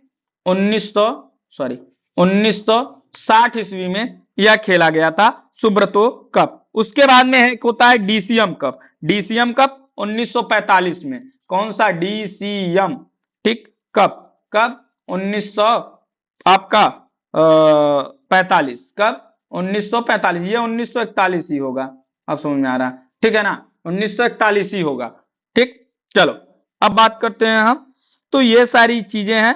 इसके बाद में एक होता है नेहरू कप, हाँ ये सब, तो ये याद रखना। चलो अगले क्वेश्चन की ओर चलते हैं।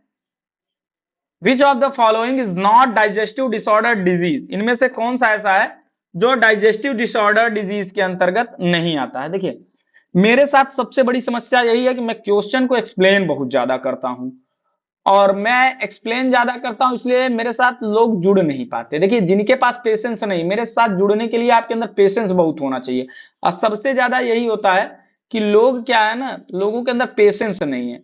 लोग वहां ज्यादा पसंद करते हैं जहां पे क्या होता है कि जल्दी, मतलब कि अगर 10 मिनट में उनको कम से कम 10 क्वेश्चन चाहिए। हाँ चलो अगर मैं बात करूं which of the following is not digestive disorder disease, मतलब डाइजेस्टिव सिस्टम से, पाचन तंत्र से ऐसा कौन सा है जो पाचन से संबंधित बीमारी क्या है, नहीं है। तो देखो अगर मैं आप लोगों को बात करूं तो कॉन्स्टिपेशन, अगर मैं कॉन्स्टिपेशन की बात करूं तो ये कॉन्स्टिपेशन क्या होता है, मतलब जब वही व्यक्ति जो कि हफ्ते में पता चला 2-3 दिन में फ्रेश होने जाता है, मतलब हफ्ते में डेली नहीं जाके वो 2-3 दिन में जाता है, उसको डेली जो है लैट्रिन नहीं होती है, 2-3 दिन में होता है, तो उसी को क्या बोलते हैं, कॉन्स्टिपेशन हो गया है। ठीक है ना।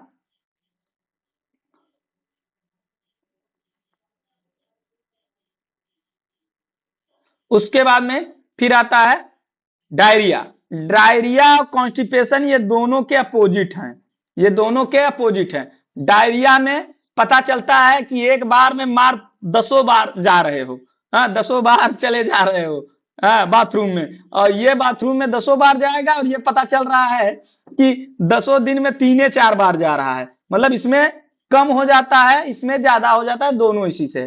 फिर है डिप्थीरिया, क्या है, फिर है आपकी डिप्थीरिया। तो जो आपकी डिप्थीरिया है यह आपकी क्या होती है, तो डिप्थीरिया जो होती है यह आपकी इससे संबंधित नहीं है।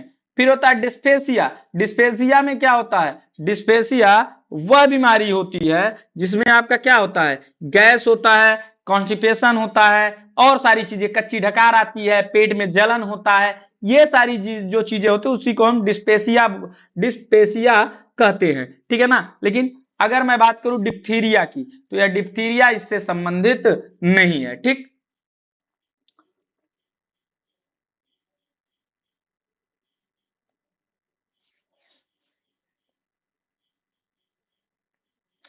चलो तो अब बात करते हैं डिस्पेसिया के बाद किसकी, डिप्थीरिया की। चलो अगले क्वेश्चन की अगर चलें तो अब देखो डिप्थीरिया की अगर हम बात कर ले, अच्छा आप बता रहे हैं तो आपको डिप्थीरिया के विषय में भी थोड़ा सा बता ही देते हैं कि डिप्थीरिया जो होती है वह कैसे होती है। तो डिप्थीरिया की अगर मैं बात करूं आप लोगों से कि जो यह क्या होता है, तो डिप्थीरिया याद रखना, यह अगर मैं बात करूं तो यह 2 से 5 वर्ष के बच्चों में होता है। किसमें होता है, तो यह जो है 2 से 5 वर्ष के बच्चों में होता है, 2 से 5 वर्ष के बच्चों में यह ज्यादातर देखने को मिलता है। हाँ, यह जो होता है इसके कीटाणु जो होते हैं वो सी आकार के होते हैं। किस आकार के, सी आकार के होते हैं, जिसको हम क्या कहते हैं, कोरेन बैक्टीरियम कहा जाता है। क्या कहा जाता है इसके बैक्टीरिया को, तो इसके बैक्टीरिया को कहा जाता है कोरेन बैक्टीरिया या बैक्टीरियम। ठीक, अब इसमें क्या होता है, डिप्थीरिया के कारण मेन क्या होता है, तो इसमें फेरिंग्स इन्फेक्शन होता है। क्या होता है, याद रखना, फेरिंग्स इन्फेक्शन।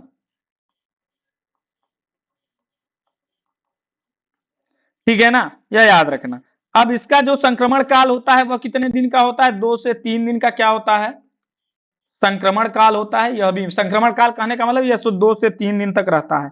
इसके लक्षण क्या है, यह जो है 2 से 6 दिन की अवधि में, हाँ यह मेन तो इसका दिखाई देता है, तो मतलब 2 से 6 दिन के पहले तक यह केवल दबा रहता है, उसके पहले यह नहीं दिखाई देता है। इसमें जो है नाक, गला, जो आपका क्या है, आपका जो ये फेरिंग्स है, उसके बाद में जो आपका ये ट्रैकिया है, इन सब में क्या करता है, यह प्रभाव डालता है। याद रखना, गला सूज जाता है, सांस लेने में तक कठिनाई होने लगती है, ये सारी समस्या किस में आती है, डिप्थीरिया के अंदर आती है।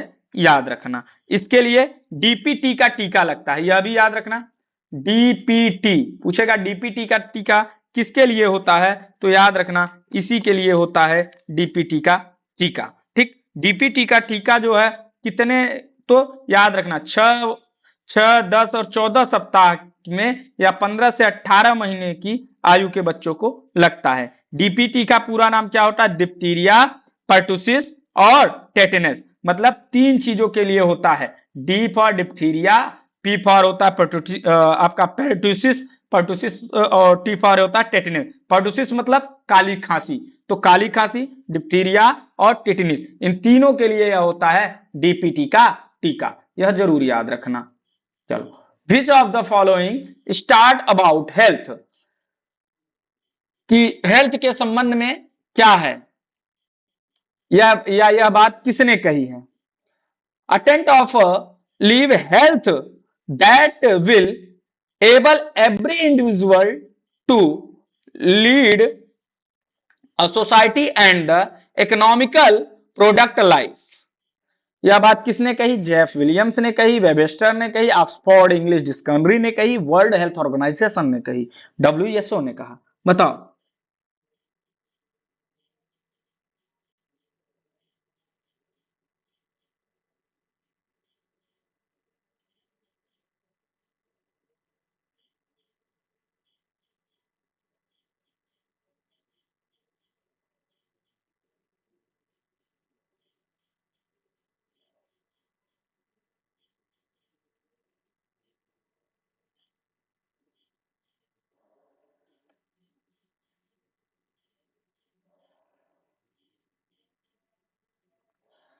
Attend of the level health that will able every individual to lead a social and economical productive life।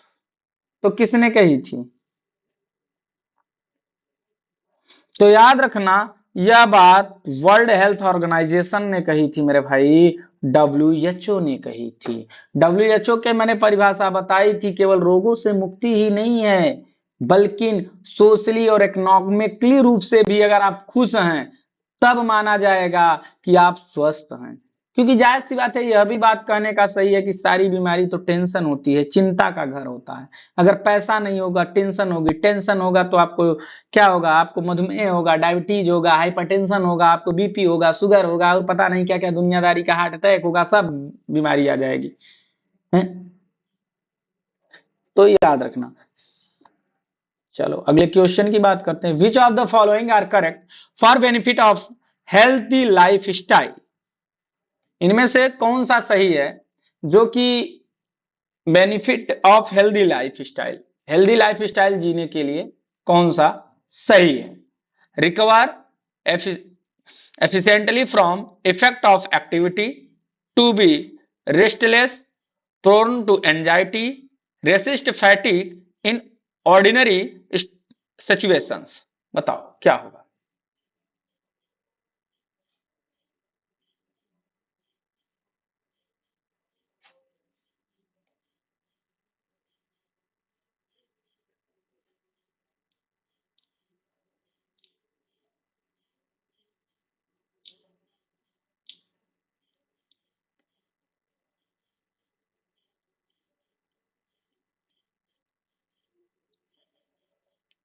Polio की कहानी बहुत इंटरेस्टिंग है। कभी यह हुआ करता था, जब यह कहा गया कि भारत पोलियो मुक्त होकर दिखाएगा, तो डब्ल्यूएचओ ने ही भारत के ऊपर हंस के बोला था कि ठीक है, आप पोलियो मुक्त होके तो दिखाइए।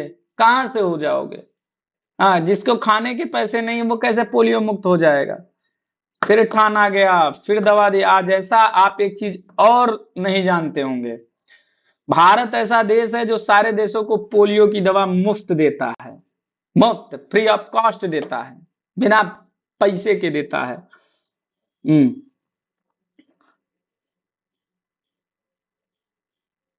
तो बात करेंगे विच ऑफ द फॉलोइंग आज correct for the benefit of the healthy life style. तो हेल्दी लाइफ स्टाइल के लिए क्या जरूरी है? Recover efficiently from the effect of the activity. तो अगर एक्टिविटी की अगर मैं बात करूं तो क्या होगा? यह तो बात सही है, बिल्कुल व्यायाम करना चाहिए, एक्टिविटी तो करना ही चाहिए। टू बी रेस्टलेस, आरामदायक होना चाहिए ना भाई, कतई नहीं आरामदायक होना चाहिए। वो बात की बात है, आज घर में 4 ठो काम आ जाता है तो हम लोग भी सर पकड़ लेते हैं, और आजकल की महिलाएं भी सर पकड़ लेती हैं कि अरे बाप रे, कैसे होगा, क्या होगा। हमको ये नहीं समझ में आता, जो लोग पैसा दे के काम कराते हैं, अरे उनको भी देख के करो यार, कि कम से कम जो पैसा दे के तुम जिस बंदे से काम करा रहे हो वो भी तो इंसान है। या जिन घरों में महिलाओं के लिए काम वाला या काम वाली लगी हुई है, उनको देखो, वो भी तो महिला है। एक महिला तुम हो, तुम नहीं कर पा रहे हो, एक महिला वो बेचारी है कि अपना भी काम कर रही है, आपके घर के भी आके काम कर रही है। हाँ, तो रेस्टलेस तो बिल्कुल नहीं होता है। हाँ, प्रोन टू एंजाइटी, तो एंजाइटी तो बल्कि नहीं, बिल्कुल नहीं। अगर चिंता करोगे तो चिंता चिता का घर होती है, तुमको जला देगी।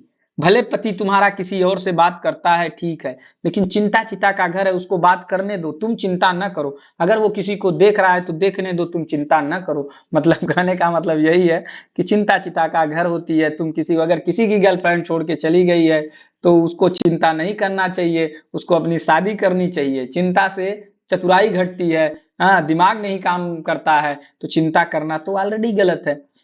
Resist fatigue in ordinary situations, तो ये तो भाई बिल्कुल सही है। हाँ, हाँ, फैटिक तो कम करना ही पड़ेगा, थकान तो कम करनी ही पड़ेगी।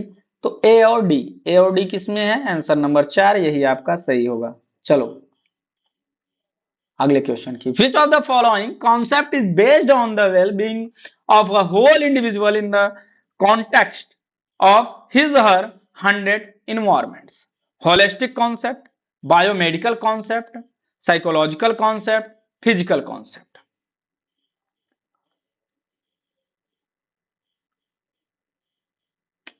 ये 100 नहीं होगा भाई, मेरे टाइपिस्ट को मैं क्या कहूं, कुछ दिमाग लगा ही नहीं पाता। कह रहा है which of the following concept based on the well being of a whole individual in the context of his her environment. एक इन्वायरमेंट के लिए ऐसा मतलब होलिस्टिक की बात कर रहा है कि इसमें कौन सी ऐसी चीज है जो होल इंडिविजुअल कांस्टेंट की बात करता है। हाँ, वो चाहे लड़का हो या लड़की, सबके लिए। Biomedical concept, physiological concept, physically concept या holistic concept.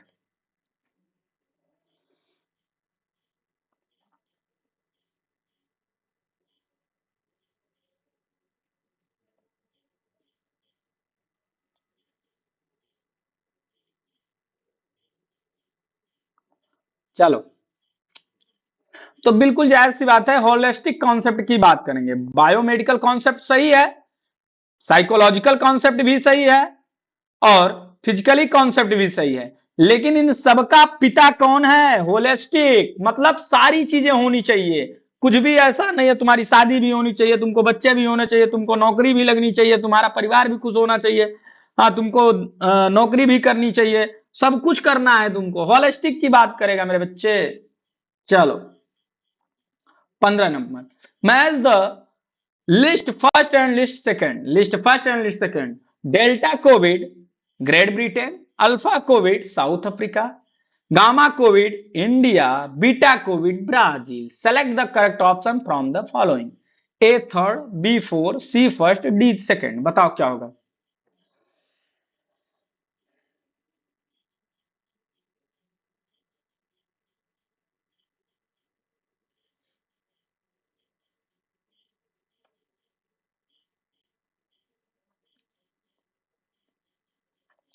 Match the list first and list second, list first and list second. Delta COVID Great Britain, Alpha COVID South Africa, Gamma COVID India, beta COVID Brazil. Select the correct option from the following. A तीसरा, B चौथा, सी पहला, D दूसरा।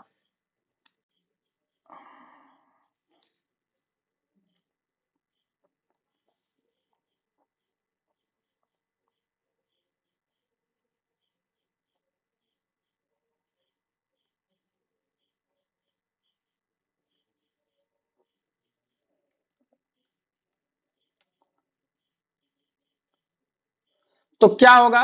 तो देखो, अगर मैं इसकी बात करूं तो इस क्वेश्चन का आंसर कोई बताएगा?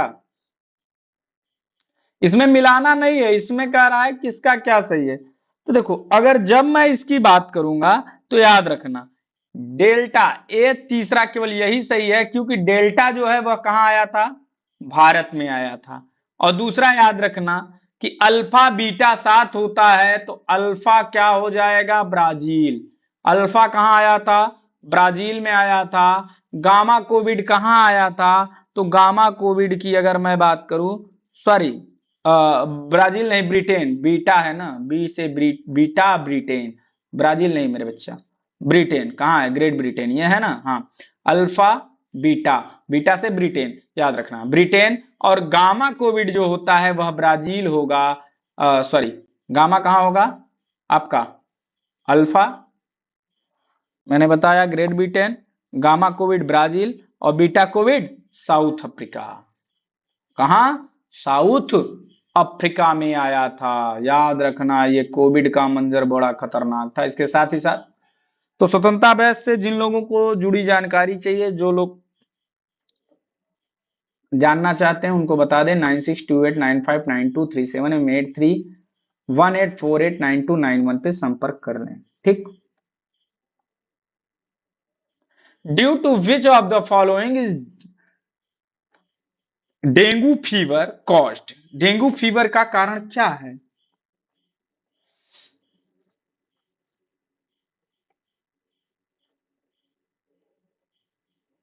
Due to which of the following is dengue fever caused? Parasites, bacteria, virus, worm.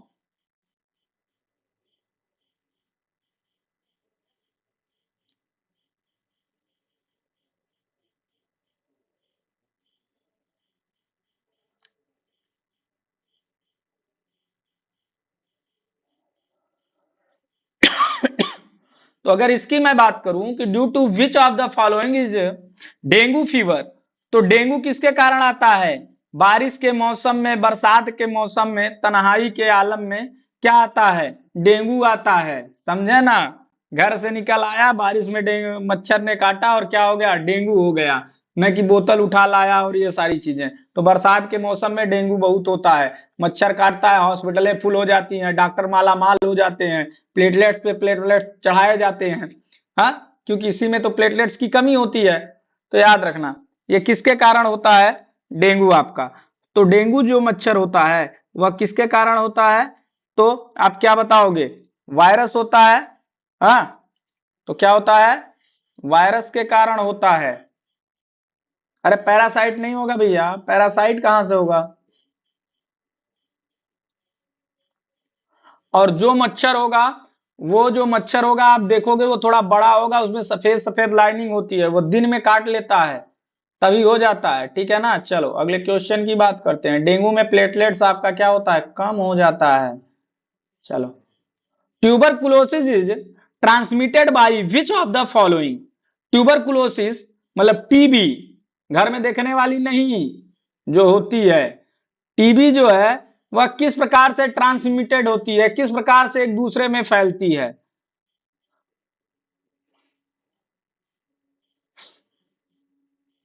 बताओ। माइक्रोबैक्टीरियम ट्यूबरकुलोसिस इसको बोलते हैं।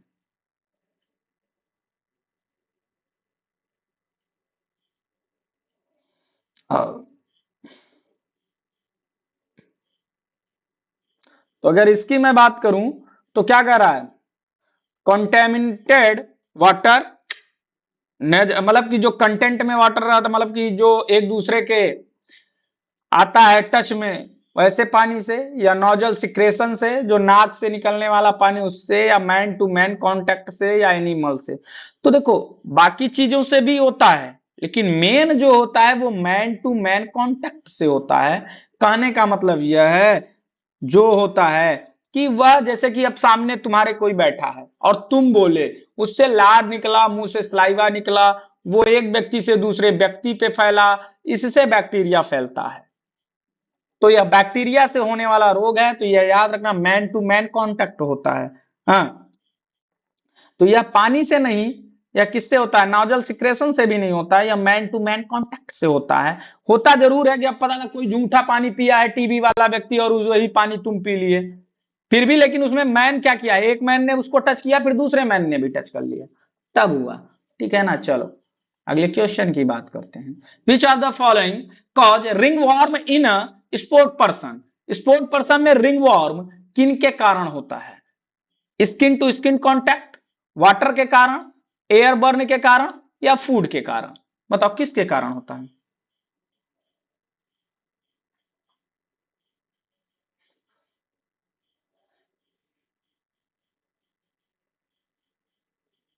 यार संख्या तो फिक्स कर दिए हो मेरे भाई तुम लोग, संख्या तो बढ़ाओ यार। हाँ, तुम लोग तो एकदम फिक्स कर देते हो, जितने पे हो बस उतने पे फिक्स हो, और उसमें भी पूरा पूरा लाइको नहीं करते हो। नहीं अच्छी लग रही है तो भाई ठीक है, बता दो यार। कम से कम लाइक तो कर दिया करो। Which of the following cause ringworm in sport person? Sport person में रिंग वॉर्म किन के कारण होता है? तो याद रखना, स्किन टू स्किन कनेक्ट के कारण होता है, वाटर एयरबर्न और फूड के कारण नहीं होता। रिंग वॉर्म क्या होता है? मान लो ये तुम्हारा हाथ है या कहीं पे, रिंग वॉर्म ज्यादातर उन जगहों पे होता है जहां पे आपकी क्या होती है, पसीने होते हैं, जहां पे पसीना सूख नहीं पाता। फंगस डिजीज होती है, यहाँ पे क्या होगा, इस तरीके से गोल क्या पड़ जाता है, चकत्ता पड़ जाता है, ठीक है ना, जिसको तुम क्या बोलते हो, क्या हो गया है, दाद हो गया है। हिंदी में क्या बोलते हैं, दाद। हाँ, गांव देश में क्या कहते हैं, अरे सुबह सुबह बासी थूक लगाओ, सेम के पत्ते का क्या लगा लो तुम, जो निकलता है उसका जूस गार के लगा लो, सही हो जाएगा। पहले गांव देश के लोग क्या करते थे, गांव देश के लोग यही ना करते थे, देसी इलाज, देसी नुस्खा, ठीक तो वही होता है। चलो, which of the following cause scrapes in the athletics? Equipment के कारण, क्लॉथ के कारण, विटामिन सी डेफिशिएंसी के कारण, या कॉन्टमिनेटेड वाटर के कारण?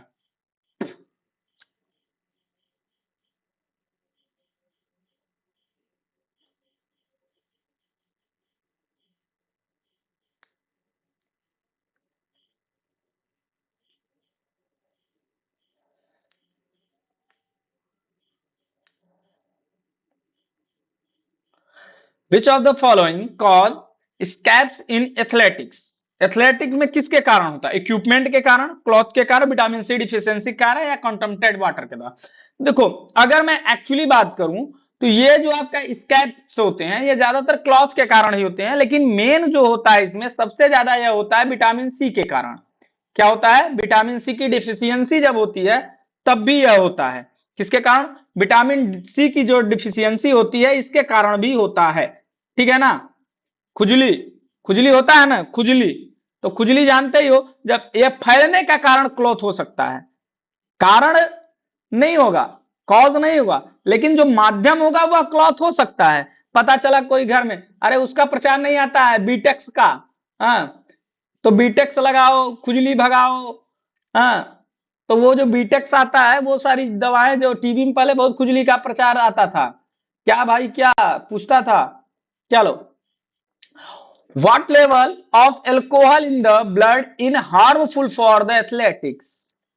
थोड़ी थोड़ी पिया करो, तो वही ये थोड़ी थोड़ी पिया करो की बात कर रहा है कि कितना पीना चाहिए, ब्लड में इसकी मात्रा कितना ज्यादा, कितना होगा कि यह हार्मफुल होगा 100 ml ब्लड में, तो 15 mg पर 100 ml ब्लड में, या 20 mg पर 100 ml में, या 30 mg पर 100 ml में, या 38 mg पर 100 ml में, बताओ।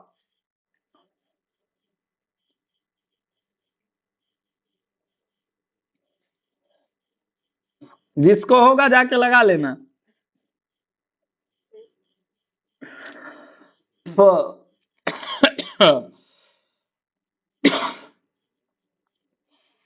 सबसे पहले विटामिन ए नहीं विटामिन बी की खोज हुई थी भैया, सतीश जी।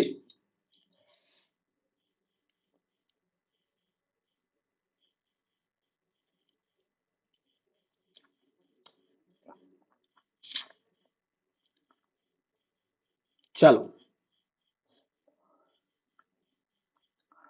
तो देखो इसमें से जाहिर सी बात है जिसकी मात्रा ज्यादा है उसी का वही आंसर हो जाएगा, तो क्या होगा, 38 mg पर 100 ml होगा, तो वही होगा,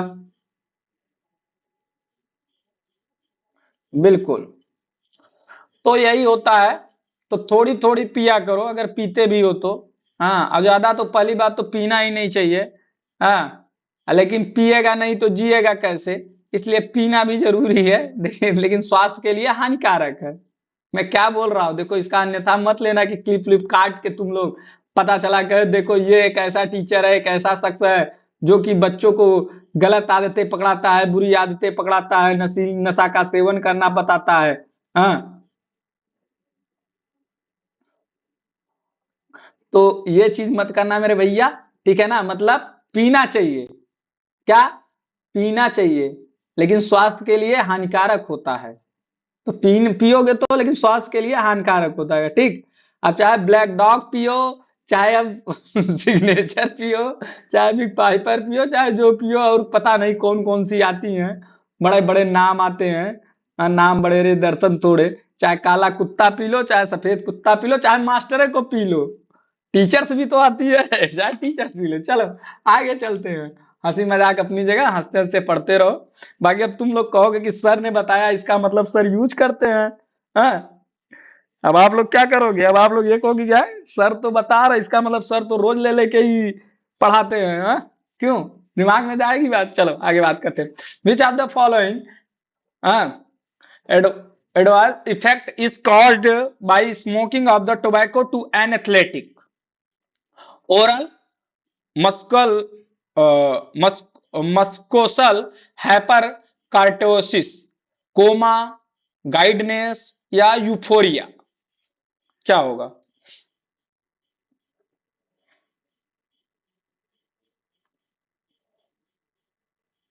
ना भैया, हमको वायरल नहीं होना है योगेंद्र कुमार जी, हमको वायरल नहीं होना है। हम पढ़ा रहे हैं, जितना पढ़ा रहे हैं बस इतने में हम खुश हैं मेरे भाई।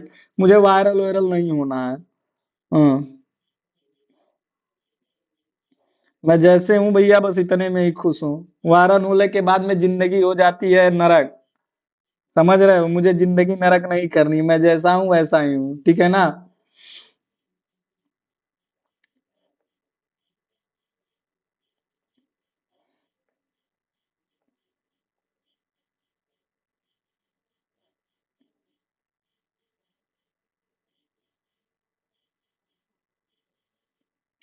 अरे यार, तुम लोग तो पूरा एकदम उस पे पीएचडी कर डाले हो यार। तुम लोग तो एकदम मारे हो, एकदम मचा दिए हो।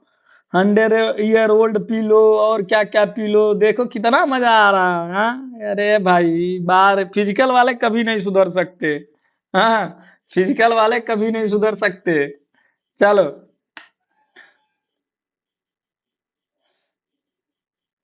आने को तो 10। चलो आगे देखते हैं। तो याद रखना, टोबैको की बात अगर जब भी करता है कि क्या कर रहा है, called off smoking of tobacco. जो आप देखते हो ना, जब हरियाणा में जाओगे तो बड़ा बड़ा लेके हुक्का बैठे रहते हैं। बड़ा बड़ा हुक्का लेके बैठे रहते हैं, ताऊ है ताऊ कंधे के करे छे। तो वही जो लेके बैठे रहते हैं ना, तो उससे क्या होगा? कोमा। कोमा की बात करेंगे तो कोमा तो होता है, बड़ी बड़ी पिक्चरों में आप देखोगे कि हीरोइन एक बार कोमा में जरूर जाएगी या हीरो कोमा में जरूर जाएगा। कोमा से तभी वो निकल के आता है जब क्या हो जाता है, जब कोई न कोई घटना होगी, अचानक से उसको हो जाए कोमा, मतलब कि अनकॉन्सियस हो जाता है पूरी तरीके से, हाफ डेड मान लो। जैविकली मृत्यु इसको बोलते हैं, कोमा को। ठीक है ना? गाइडनेस। गाइडनेस तो होगा नहीं। फिर क्या आया? यूफोरिया। अब यूफोरिया क्या होती है? यूफोरिया की बात करें, देखो अब गाइडनेस और यूफोरिया की बात करेंगे। हाँ, तो देखो गाइडनेस क्या होती है? गाइडनेस होती है जो तुम शराब पीना होता है, तुमको नहीं बोलेंगे कि तुम पीते हो भाई मेरे, तुम लोगों को। गाइडनेस का मतलब जो एल्कोहल होती है, एल्कोहल के बाद जब तुमको क्या लगने लगता है, धक्का लगने लगता है, पैर लड़खड़ाने लगता है, चल नहीं पाते हो तुम, ओवर हो जाता है, जब ज्यादा पैक पी लेते हो तो क्या होता है, उल्टी होने लगती है। ये सब चीजें क्या कहलाती है? गाइडनेस कहलाती है। अगर मैं बात करूं यूफोरिया की, तो यूफोरिया क्या होता है? जो डिप्रेशन में जाता है, डिप्रेशन में जाना ही क्या कहलाता है? इफोरिया कहलाता है। ठीक है ना? क्या? इफोरिया कहलाता है डिप्रेशन में जाने को। ठीक है? तो जो ओरल आपका म्यूकोसल है, वही होता है क्या? ओरल म्यूकोसल हाइपर कैरेटोसिस जो होता है, यह क्या होता है? मुंह में। ओरल मतलब मुख होता है। बड़े बड़े देखोगे तंबाकू के पैकेट पे लिखा रहता है यह हानिकारक है या जानलेवा है। वो मूवी के आजकल एक समय प्रचार आता था, ये फूफू अक्षय कुमार प्रचार करता था। रोड के बाहर खड़ा होके वो करता था, तो कहता है ये फूफू करने में हीरोगिरी नहीं है, हीरोगिरी करनी है तो क्या करो, पत्नी के सामने फूफू करने में नहीं, बल्कि उसे क्या लेके आके दो, हाँ, पैड ले आके दो। तो वो चीजें हैं। ठीक, तो वो चीजें वहां से क्या होता है? कैंसर होता है ओरल का, मुख का। Which of the following is the correct full form for NIDA? क्या होता है? National institute of drug anabolic, national institute of drama and art, national institute of drug abuse, national institute of damage administration. बताओ क्या होगा?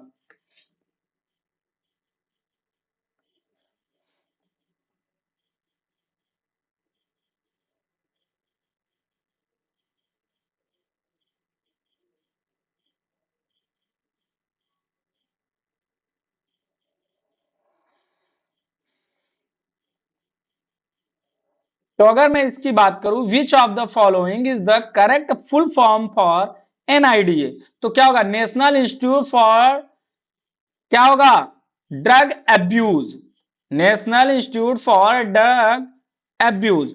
अब अगर मैं बात करूं आप लोगों से, जो नोएडा है, एनआईडीए है, इसकी स्थापना कब हुई थी, तो याद रखना 14 मई 1974 ईस्वी को।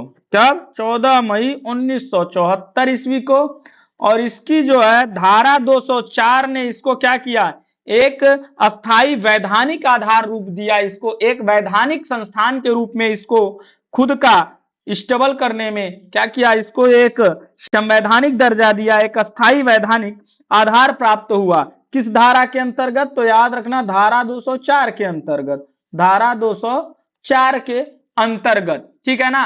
चलो अगले क्वेश्चन की बात करते हैं, 14 मई 1974, अगले क्वेश्चन की बात करते हैं, which of the following is correct for intake of the saturated fat of total calories in our diets, आपके कुल कैलोरीज में कितना कितना आपके डाइट में कितना चाहिए सैचुरेटेड फैट की बात कर रहा है, बताओ।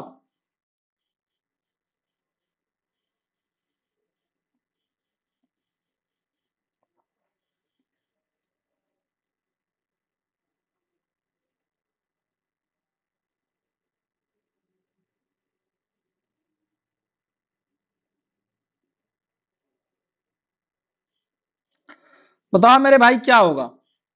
तो अगर इसकी मैं बात करूं आप लोगों से, तो यह होगा, which of the following is correct for intake of saturated fat of total calories, तो कितना होता है, 6%, कितना होता है, तो यह आपका जो होता है टोटल 6% ही लेता है। सैचुरेटेड और अनसैचुरेटेड फैट दो प्रकार के, एक सैचुरेटेड दूसरा अनसैचुरेटेड। सैचुरेटेड जो होता है वह होता है सॉलिड होता है, क्या होता है, सॉलिड होता है, किस पर, रूम टेम्परेचर पर, किस पर, रूम टेम्परेचर पर। और यह क्या होता है, यह लिक्विड फॉर्म में होता है अनसैचुरेटेड फैट, रूम टेम्परेचर पर। यह जो होता है, अगर 2000 कैलोरीज आप ले रहे हैं, तो 2000 कैलोरीज में 13 ग्राम लिया जाता है, कितना, अगर ग्राम में पूछेगा, अगर 2000 कैलोरी के आहार ले रहे हैं आप, तो वहां पे 13 ग्राम आप इसको ले सकते हैं, ठीक। चलो अगले क्वेश्चन की बात करते हैं, question number 24, which of the following intake are not correct for weight control management, soft drink, leaf vegetable, trans fat and whole grains, बताओ क्या होगा।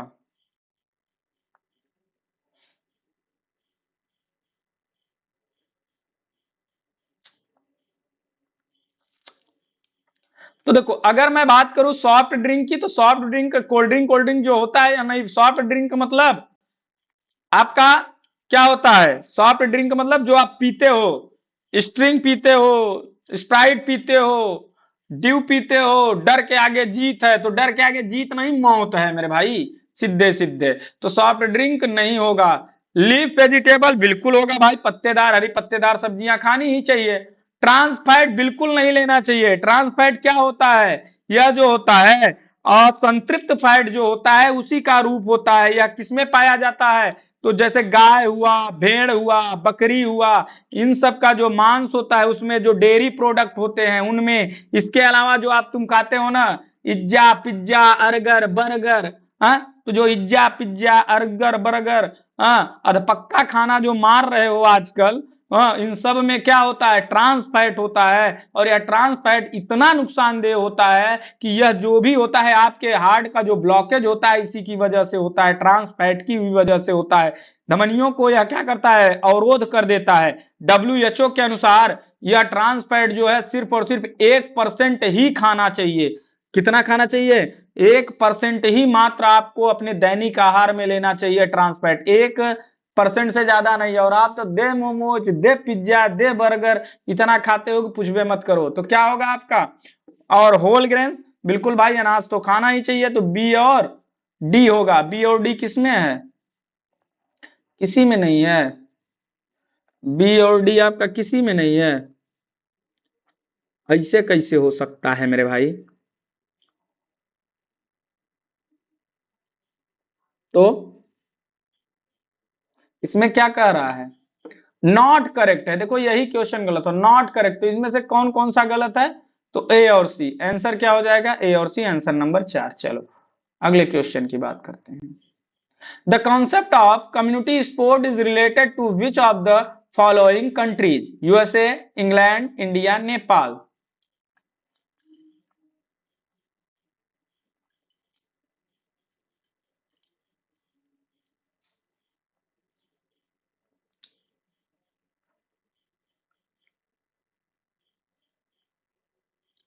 हाँ भाई देख लिए।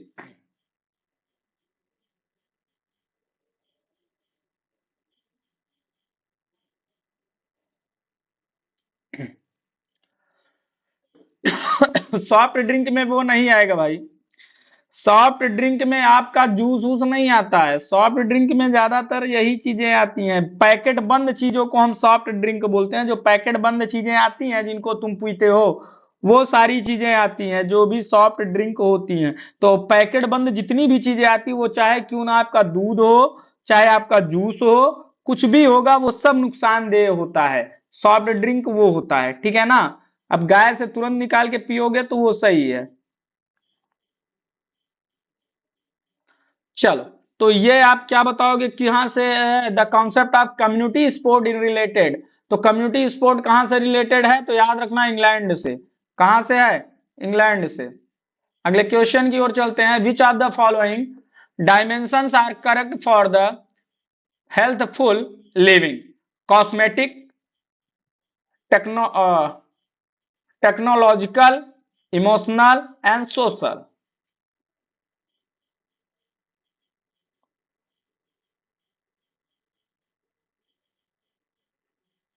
क्या क्या सही है, कॉस्मेटिक, टेक्नोलॉजिकल, इमोशनल और सोशल।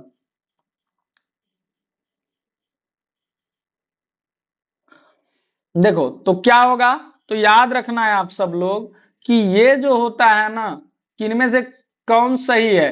तो कॉस्मेटिक तो होगा नहीं हेल्थफुल लिविंग के लिए। कॉस्मेटिक क्या, जा रहे हो पता चला क्रीम, पाउडर, स्नो, लाली, लिपस्टिक, फाउंडेशन, आईलेस, आईब्रो और क्या क्या लगा के पता चला पूरा एकदम लगा लिए हो, उससे थोड़ी ना होगा। पता चला गए डेंटिंग पेंटिंग करा के आ गए, उससे आपके हेल्दी लाइफ में क्या होगा, कोई प्रभाव नहीं, बल्कि चेहरा अलग से खराब हो जाएगा। फाउंडेशन फाउंडेशन मान लो जो छोप लिए हो। हाँ, फिर क्या है, टेक्नोलॉजिकल। तो टेक्नोलॉजिकली अगर मैं बात करूं तो इससे हेल्थ लाइफ में क्या है, इसका कोई वो नहीं है। हाँ करेक्ट है, तो याद रखना इमोशनली लेकिन होता है और सोशली, ये दोनों चीजें तो हैं। इमोशनली और सोशली ये दो चीजें हेल्थ से जुड़ी हुई चीजें होती हैं, तो सी और डी आंसर नंबर 4। चलो अगले क्वेश्चन की बात करते हैं। Which of the following is the primary social institute for the providing health education, इनमें से कौन सा ऐसा है जो कि प्राइमरी लेवल पे क्या देता है आपका, कौन सा इंस्टीट्यूट है जो कि प्राइमरी लेवल पे आपको हेल्थ एजुकेशन देता है, रिलीजियस, मीडिया, फिल्म इंडस्ट्री या फैमिली। अभी आपको लास्ट में एक बहुत इंपॉर्टेंट चीज बताएंगे, इस पेपर को एनालिसिस करने के बाद आपको हम बताएंगे एक बहुत अच्छी सी चीज, और फिर आपको लगेगा कि हाँ सर होता है। और यही होता है पेपर एनालिसिस करने का, बहुत सारे पेपरों को सॉल्व करने का आपको पता चलेगा।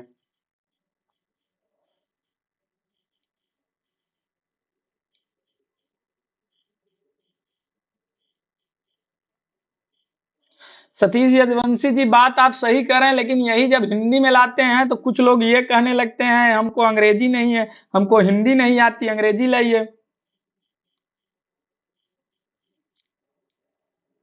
चलिए कल से हिंदी में ही क्वेश्चन रहेगा, नहीं रहेगा इंग्लिश में। विच of the following is the primary social institute for the providing health education, लेकिन ऐसा टफ क्वेश्चन तो नहीं है मेरे भाई।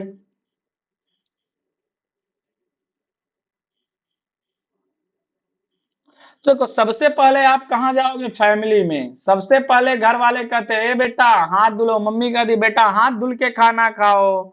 अच्छे बच्चे मंजन करते, मंजन करके कुल्ला करते, कुल्ला करके मुंह को धोते, मुंह को धो के रोज नहाते, रोज नहा के खाना खाते, खाना खा के पढ़ने जाते। तो सारी घटना कहाँ हो गई, आपके घर में हो गई। तो सबसे पहले मम्मी बोलती है बेटा हाथ धुलो, बेटा ये करो, बेटा वो करो। ए बेटा नीचे गिरी हुई चीज को नहीं खाते हैं। पता चला पापा गिर गए, अब पापा को मम्मी उठाने लगी तो बच्चा कह रहा है मम्मी नीचे गिरी हुई चीज को नहीं उठाते। अब पापा बेचारे पड़े रह गए। चलो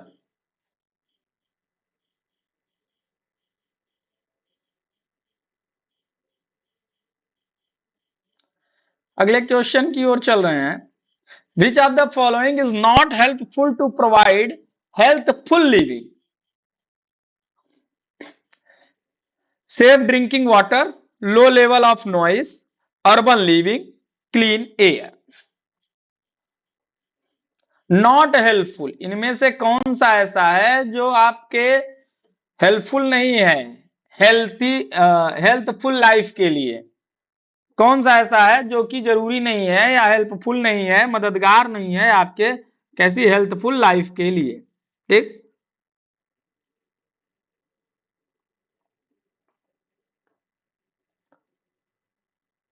तो देखो सेफ ड्रिंकिंग वाटर, तो ये तो जायज सी बात है, आप शुद्ध पानी पियोगे तो सही रहोगे, ये तो है। लो लेवल ऑफ नॉइस, यह भी सही है, आवाज ज्यादा तेज नहीं है। क्लियर एयर, बिल्कुल साफ सुंदर हवा लोगे। लेकिन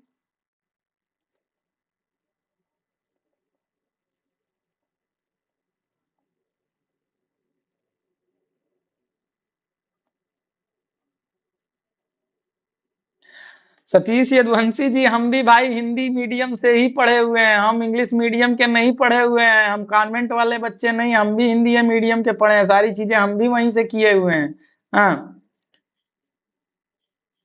हम भी पढ़े हुए हैं, धीरे धीरे चीजों को सीखना पड़ता है, लेकिन कोई बात नहीं, आ जाएगा धीरे धीरे, क्वेश्चंस को देखते रहेंगे। अच्छी बात यह है कि शुरू से लास्ट तक आप बने हुए हैं, यही बहुत बड़ी। तो देखो अगर मैं बात करूं अर्बन लिविंग, बिल्कुल शहर का जो रहना है ना वो ज्यादा है, क्योंकि वो प्रदूषण युक्त है। शहरों में क्या होता है, कंपनियां होती हैं, साधन होते हैं, नॉइस पोल्यूशन होता है, ध्वनि प्रदू उसके अलावा क्या होता है, जल पानी भी साफ नहीं आता, तो वहां जल प्रदूषण भी होता है, वाटर पोल्यूशन जिसको बोलते हैं आप, क्या होता है उसके अलावा आपका जो भी आपका एयर पोल्यूशन भी होता है, बहुत सारा चीजें होती हैं।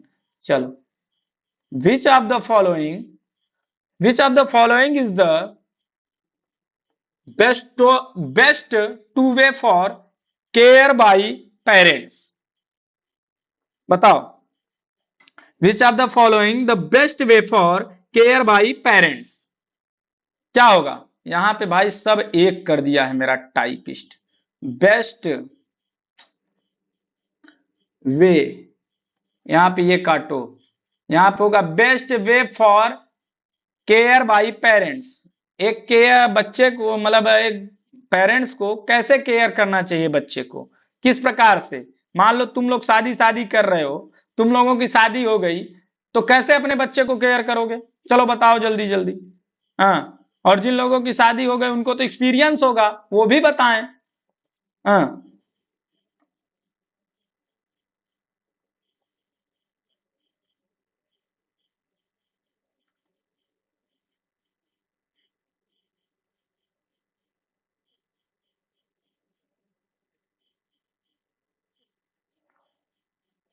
भैया 8 बजे से, अंकलेश कुमार जी 8 बजे से शुरू होता है। तो देखो अगर मैं बात करूं तो ये क्या है, rebuke the children, listen to children patiently, to advise children, to control children. तो देखो पहली बात तो रिबॉक तो आप कर ही नहीं सकते, बच्चे को डांट फटकार तो सकते ही नहीं। अगर आप बच्चे को डांटोगे फटकारोगे तो क्या इस प्रकार से आप करोगे, लेकिन आजकल के यही हाल होता है। घर में क्या हुआ, बच्चा थोड़ा सा बदमाशी हुआ, मम्मी जी परेशान हुई, मम्मी जी धे तमाचे तमाचा, धे तमाचे तमाचा, 2-3 तमाचा रख दी, ले चलो बेटा अब सुधर गए तुम। हाँ, तो ये याद रखना, तो ये तो नहीं हो, लेकिन हकीकत बात है ये नहीं होना चाहिए। बच्चे को लिसन टू चिल्ड्रन पेशेंसली, बच्चे को सुनिए आप, बच्चा क्या चाहता है, उसकी मनोभावना क्या है, इस चीजों को सुनना चाहिए। अगर आप एक पेरेंट्स है कि बच्चा क्या चाहता है। आजकल के तो बच्चे भी कहते हैं कहा यार पापा चलोगे, आओ चले पापा, कहाँ बैठे हो यार, आओ चलो। तो वो वाली हाल हो चुकी है। तो वही चीज चाहिए, क्योंकि बच्चे के साथ अगर आप दोस्ती की तरीके से रहेंगे ना, तो वो बच्चा जो है ना अपनी जो भी अच्छी और बुरी आदतें हैं वो आपको बताएगा। और नहीं तो बच्चा डर के मारे क्या करेगा, वो गलतियां करता रहेगा और आपको बताएगा नहीं, आपको तब पता चलेगा जब ज्यादा दिक्कत हो जाएगी। हाँ, टू एडवाइस चिल्ड्रेन, बच्चे को एडवाइस भी देंगे आप कब, जब उसकी बातों को सुनेंगे तब ना एडवाइस देंगे। पता चला आप केवल दे हई काम करो हाउ काम करो, बच्चा भी किसी आके कहता है झुट्टे काम नाम नहीं है, जब आ जाते हैं तो जीना आराम कर देते हैं। टू कंट्रोल चिल्ड्रेन, बच्चे को क्या करना, कंट्रोल करना। तो कंट्रोल तो करते हुए, आजकल कंट्रोल की मशीन आई है बच्चों को कंट्रोल करने की। आजकल के बच्चों को कंट्रोल करने के लिए एक मशीन आई है, कंट्रोल मशीन, जिसको हम सेल फोन कहते हैं। आप मोबाइल फोन दे दोगे, बच्चा उसमें, आजकल की माएँ भी खूब रील बना रही हैं और बच्चों से भी रील बनवा रही हैं, और बच्चों का रील बनाते बनाते बच्चा कब उसका एडिक्ट हो जा रहा है पता नहीं चले। बच्चा दूध पिएगा तो मोबाइल देख के, बच्चा खाना खाएगा तो मोबाइल देख के, कंडीशन बड़ी लाजमी हो गई है, स्थिति बड़ी बद से बदतर हो गई है। तो इसका आंसर क्या हो जाएगा, आंसर नंबर 2 हो जाएगा, ठीक है ना। लिसन टू द, मतलब उसको क्या करें, पेशेंसली सुनना है। चलो 30 नंबर क्या कह रहा है, which of the following are sport injury, इनमें से कौन सा ऐसा है जो स्पोर्ट इंजरी के अंतर्गत आता है। Sprain, contusion, HIV, sexual transmitted disease. Only B and C, only C and D, only A B and C, only A and B, बताओ।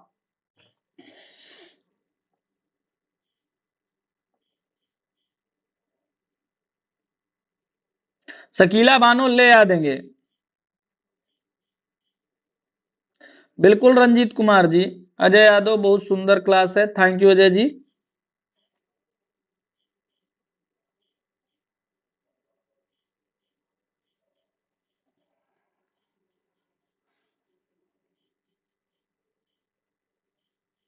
तो बात करते हैं which of the following are sport injury.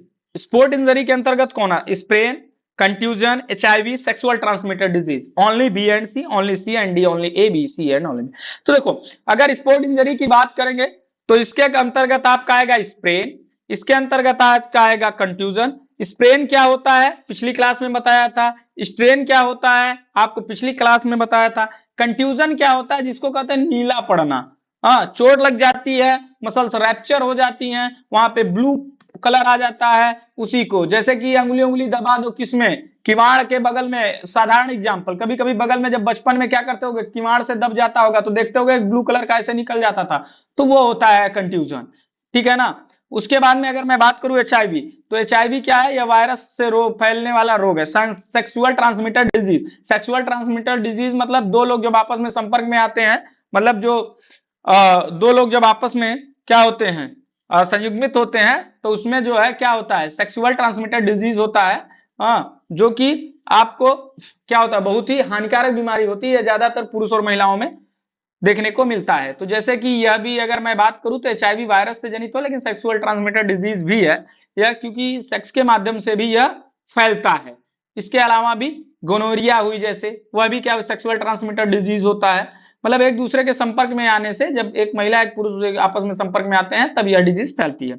Sprain और contusion के बाद में अगर मैं बात करूं, आप स्पोर्ट इंजरी में देखोगे तो स्पोर्ट इंजरी में आप पढ़ोगे क्या, खेलों की प्रकृति, अभी 3 प्रकार की इंजरियों को कई भागों में कई प्रकार से बांटा गया है। अगर उनकी प्रकृति के अनुसार से देखोगे तो यह 2 भागों में बांटा जाता है प्रकृति के अनुसार। एक को कहते हैं मैक्रो ट्रॉमा, क्या कहते हैं, मैक्रो ट्रॉमा, और दूसरों को कहते हैं माइक्रो ट्रॉमा। क्या कहते हैं, माइक्रो ट्रॉमा का क्या कहते हैं, इसको कहेंगे माइक्रो ट्रॉमा। ठीक, यह 2 प्रकार की होती हैं। मैक्रो ट्रॉमा को हम एक्यूट इंजरी भी बोल सकते हैं। क्या यार, ये क्या आ गया,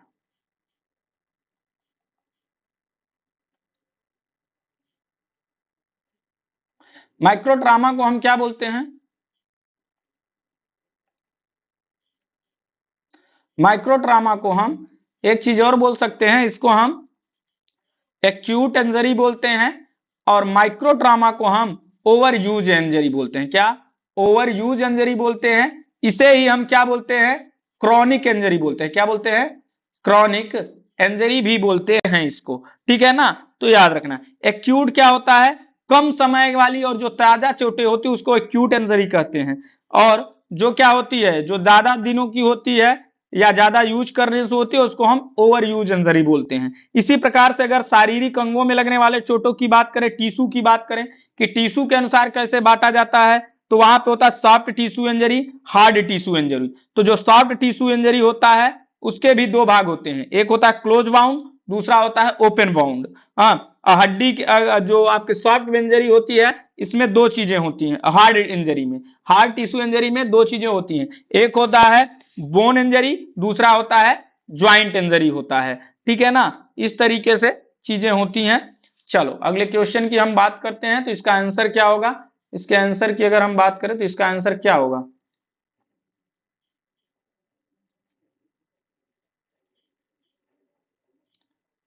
तो ए और बी, आंसर नंबर 4। चलो अगले क्वेश्चन की हम बात करते हैं। In which of the following is sprain caused? Sprain का कॉज क्या है, किन कारण से स्प्रेन होता है? हाँ, कार्टिलेज, लिगामेंट, मसल, लीवर।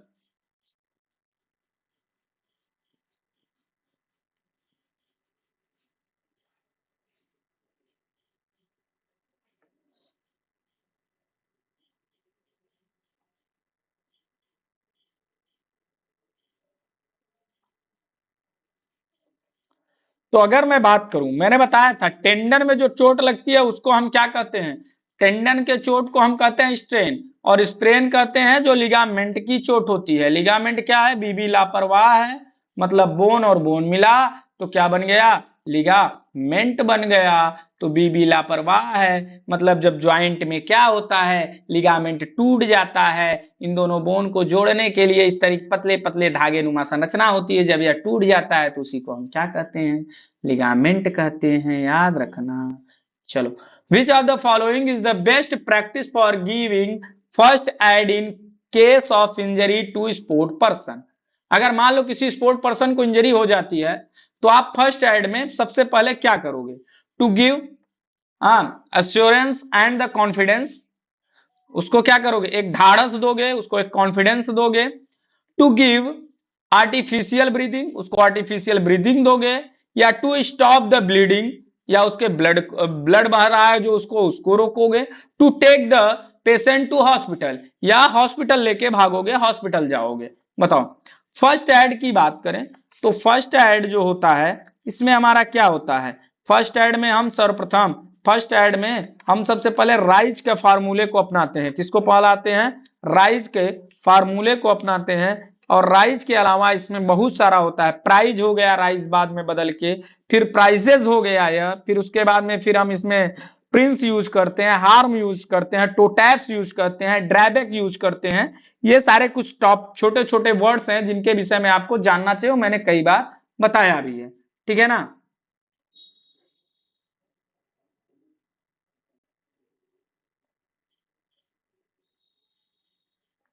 तो देखो, अब इसमें क्या कह रहा है, दिमाग से इसको पढ़ो मेरे भाई। क्या कह रहा है कि which of the following is the best क्या प्रैक्टिस, हाँ practice for giving. Best practice क्या करोगे तुम, क्या दोगे उसमें फर्स्ट एड में? Case of injury of to sport person, sport person का। लेकिन यहां पे ये नहीं कह रहा है, तो स्पोर्ट पर्सन की उसको ब्लड बह रहा है, तो जब ब्लड बह ही नहीं रहा है, ऐसी बात तो उसने कही नहीं, तो आप ऐसा तो करोगी नहीं कि पता चला उसका खून पहले बंद करो, जब ब्लड बहने की बातें नहीं की गई तो यहाँ पे आप कैसे कर दोगे?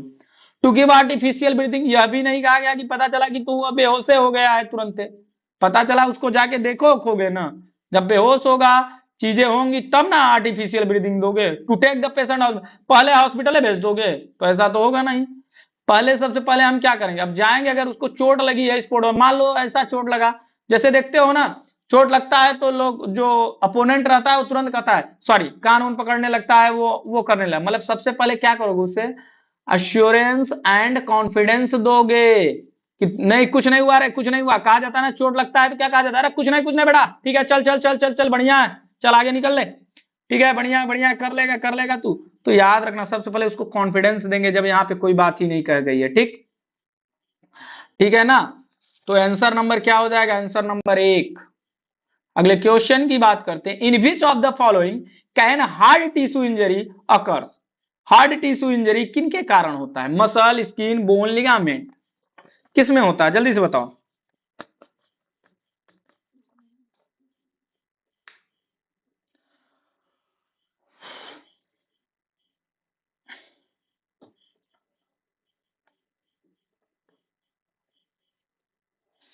बताओ जल्दी से।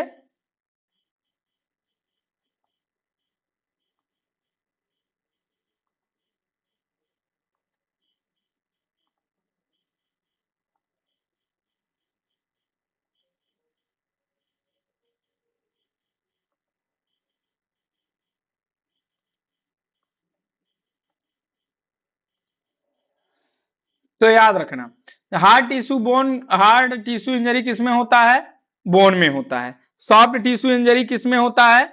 आपके जो भी ये लिगामेंट है उसके अंदर होता है, ठीक है ना। इसके अलावा जो स्किन है वहां होता है, जो मसल है वहां होता है। जैसे हाँ, सॉफ्ट टिश्यू इंजरी में आएगा आपका स्प्रेन, क्या आएगा? Sprain, strain, muscle soreness, muscle haematoma, muscle rapture, contusion.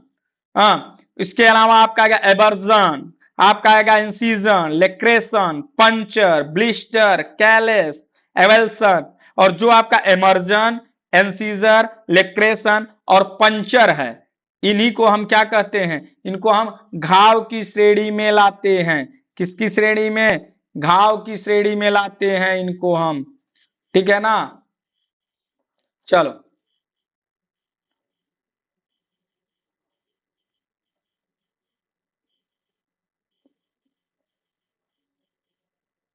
चौतीस number, which of the following is not a part of the treatment for the sprain in a sport person. Sport person को अगर sprain हो गया तो आप सबसे पहले क्या करोगे? बताओ जल्दी से, जल्दी बताओ, जल्दी से खत्म करेंगे अब क्लास।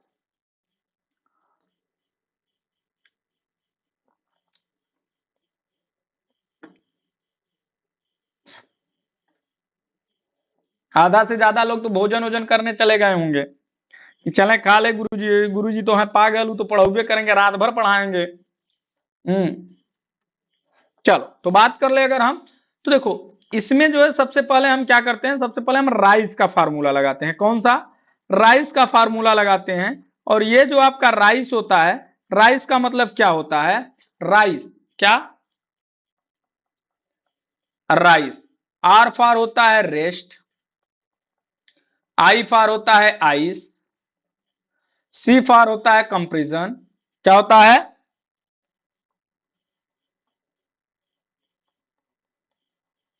ई फॉर होता है एलिवेशन।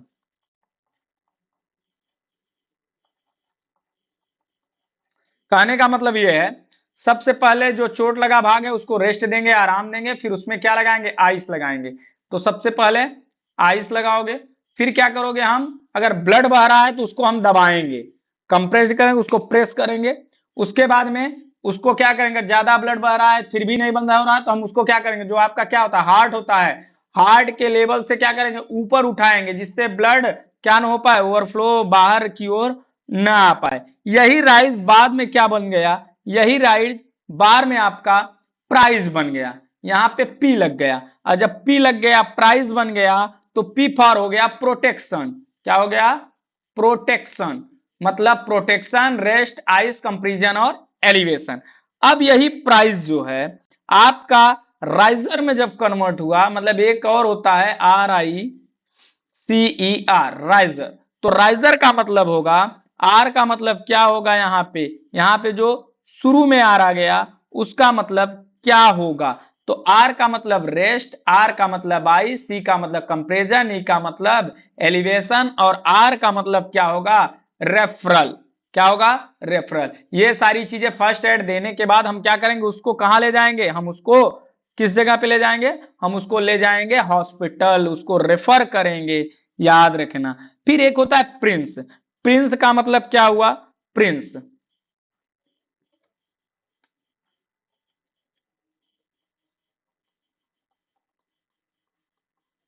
प्रिंस। प्रिंस में पी फॉर क्या होगा? प्रोटेक्शन होगा। आर फॉर क्या होगा? रेस्ट होगा। आई फॉर क्या होगा? आइस होगा। एन फॉर क्या होता है? NSAIDS। इसका मतलब होता है कि जो दर्द हो रहा है, पेन हो रहा है, स्वेलिंग हो रही है, वहां पे हम क्या करेंगे? उसके लिए दवा देंगे, NSAIDS, ठीक है ना। फिर उसके बाद में सी फॉर कंप्रेशन और ई फॉर एलिवेशन होता है। तो इसको नसाइडिस भी बोलते हैं इसको, क्योंकि ये अलग अलग होता है। NSAIDS ही हम इसको अलग अलग पढ़ते हैं, इसलिए ये होता है, इसको हम बोलते हैं प्रिंस। मतलब अगर पेन हो रहा है, ज्यादा स्वेलिंग है वहां पे, उसके अलावा शरीर का तापमान बढ़ गया है, तो उसके लिए हम क्या करेंगे? दवा देते हैं। फिर आता है टो टैप्स, पूछता है कि टो टैप्स क्या होता है। To, sorry, TOTAPS, to tops, to taps का मतलब होता है, T फॉर होता है टॉक, O फॉर होता है ऑब्जर्व, A फॉर होता है एक्टिव मूवमेंट, P फॉर होता है पैसिव मूवमेंट, S फॉर होता है स्किल टेस्ट। ठीक, तो ये चीजें आप करोगे। उसके अलावा भी होता है हार्म्स, होता है हार्म्स को करना नहीं चाहिए, उसके अंतर्गत आता है। और आज का आखिरी क्वेश्चन है मेरे भाई, जल्दी से बता दो क्या होगा। Which of the following skill are correct for the game of badminton, इनमें से कौन सा ऐसा है जो बैडमिंटन गेम से क्या है, यह कौन सा ऐसा स्किल है जो कि बैडमिंटन गेम से संबंध रखता है, बताओ क्या है। Forehand net shot, forehand net shot, backhand drive, side throw, forward drive, बताओ क्या होगा।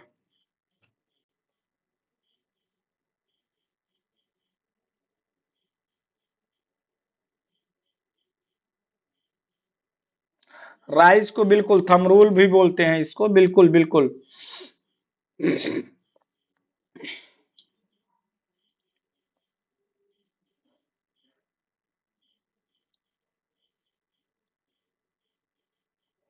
यस जी, आज ऐप में क्लास नहीं होगी, जब देख ही रहे हैं कि 10 बजे तक क्लास तो यहीं पे हो गई ऐप में। अब आज क्लास नहीं होगी ऐप में, क्लास अब कल होगी। ठीक है ना मेरे भाई, चलो।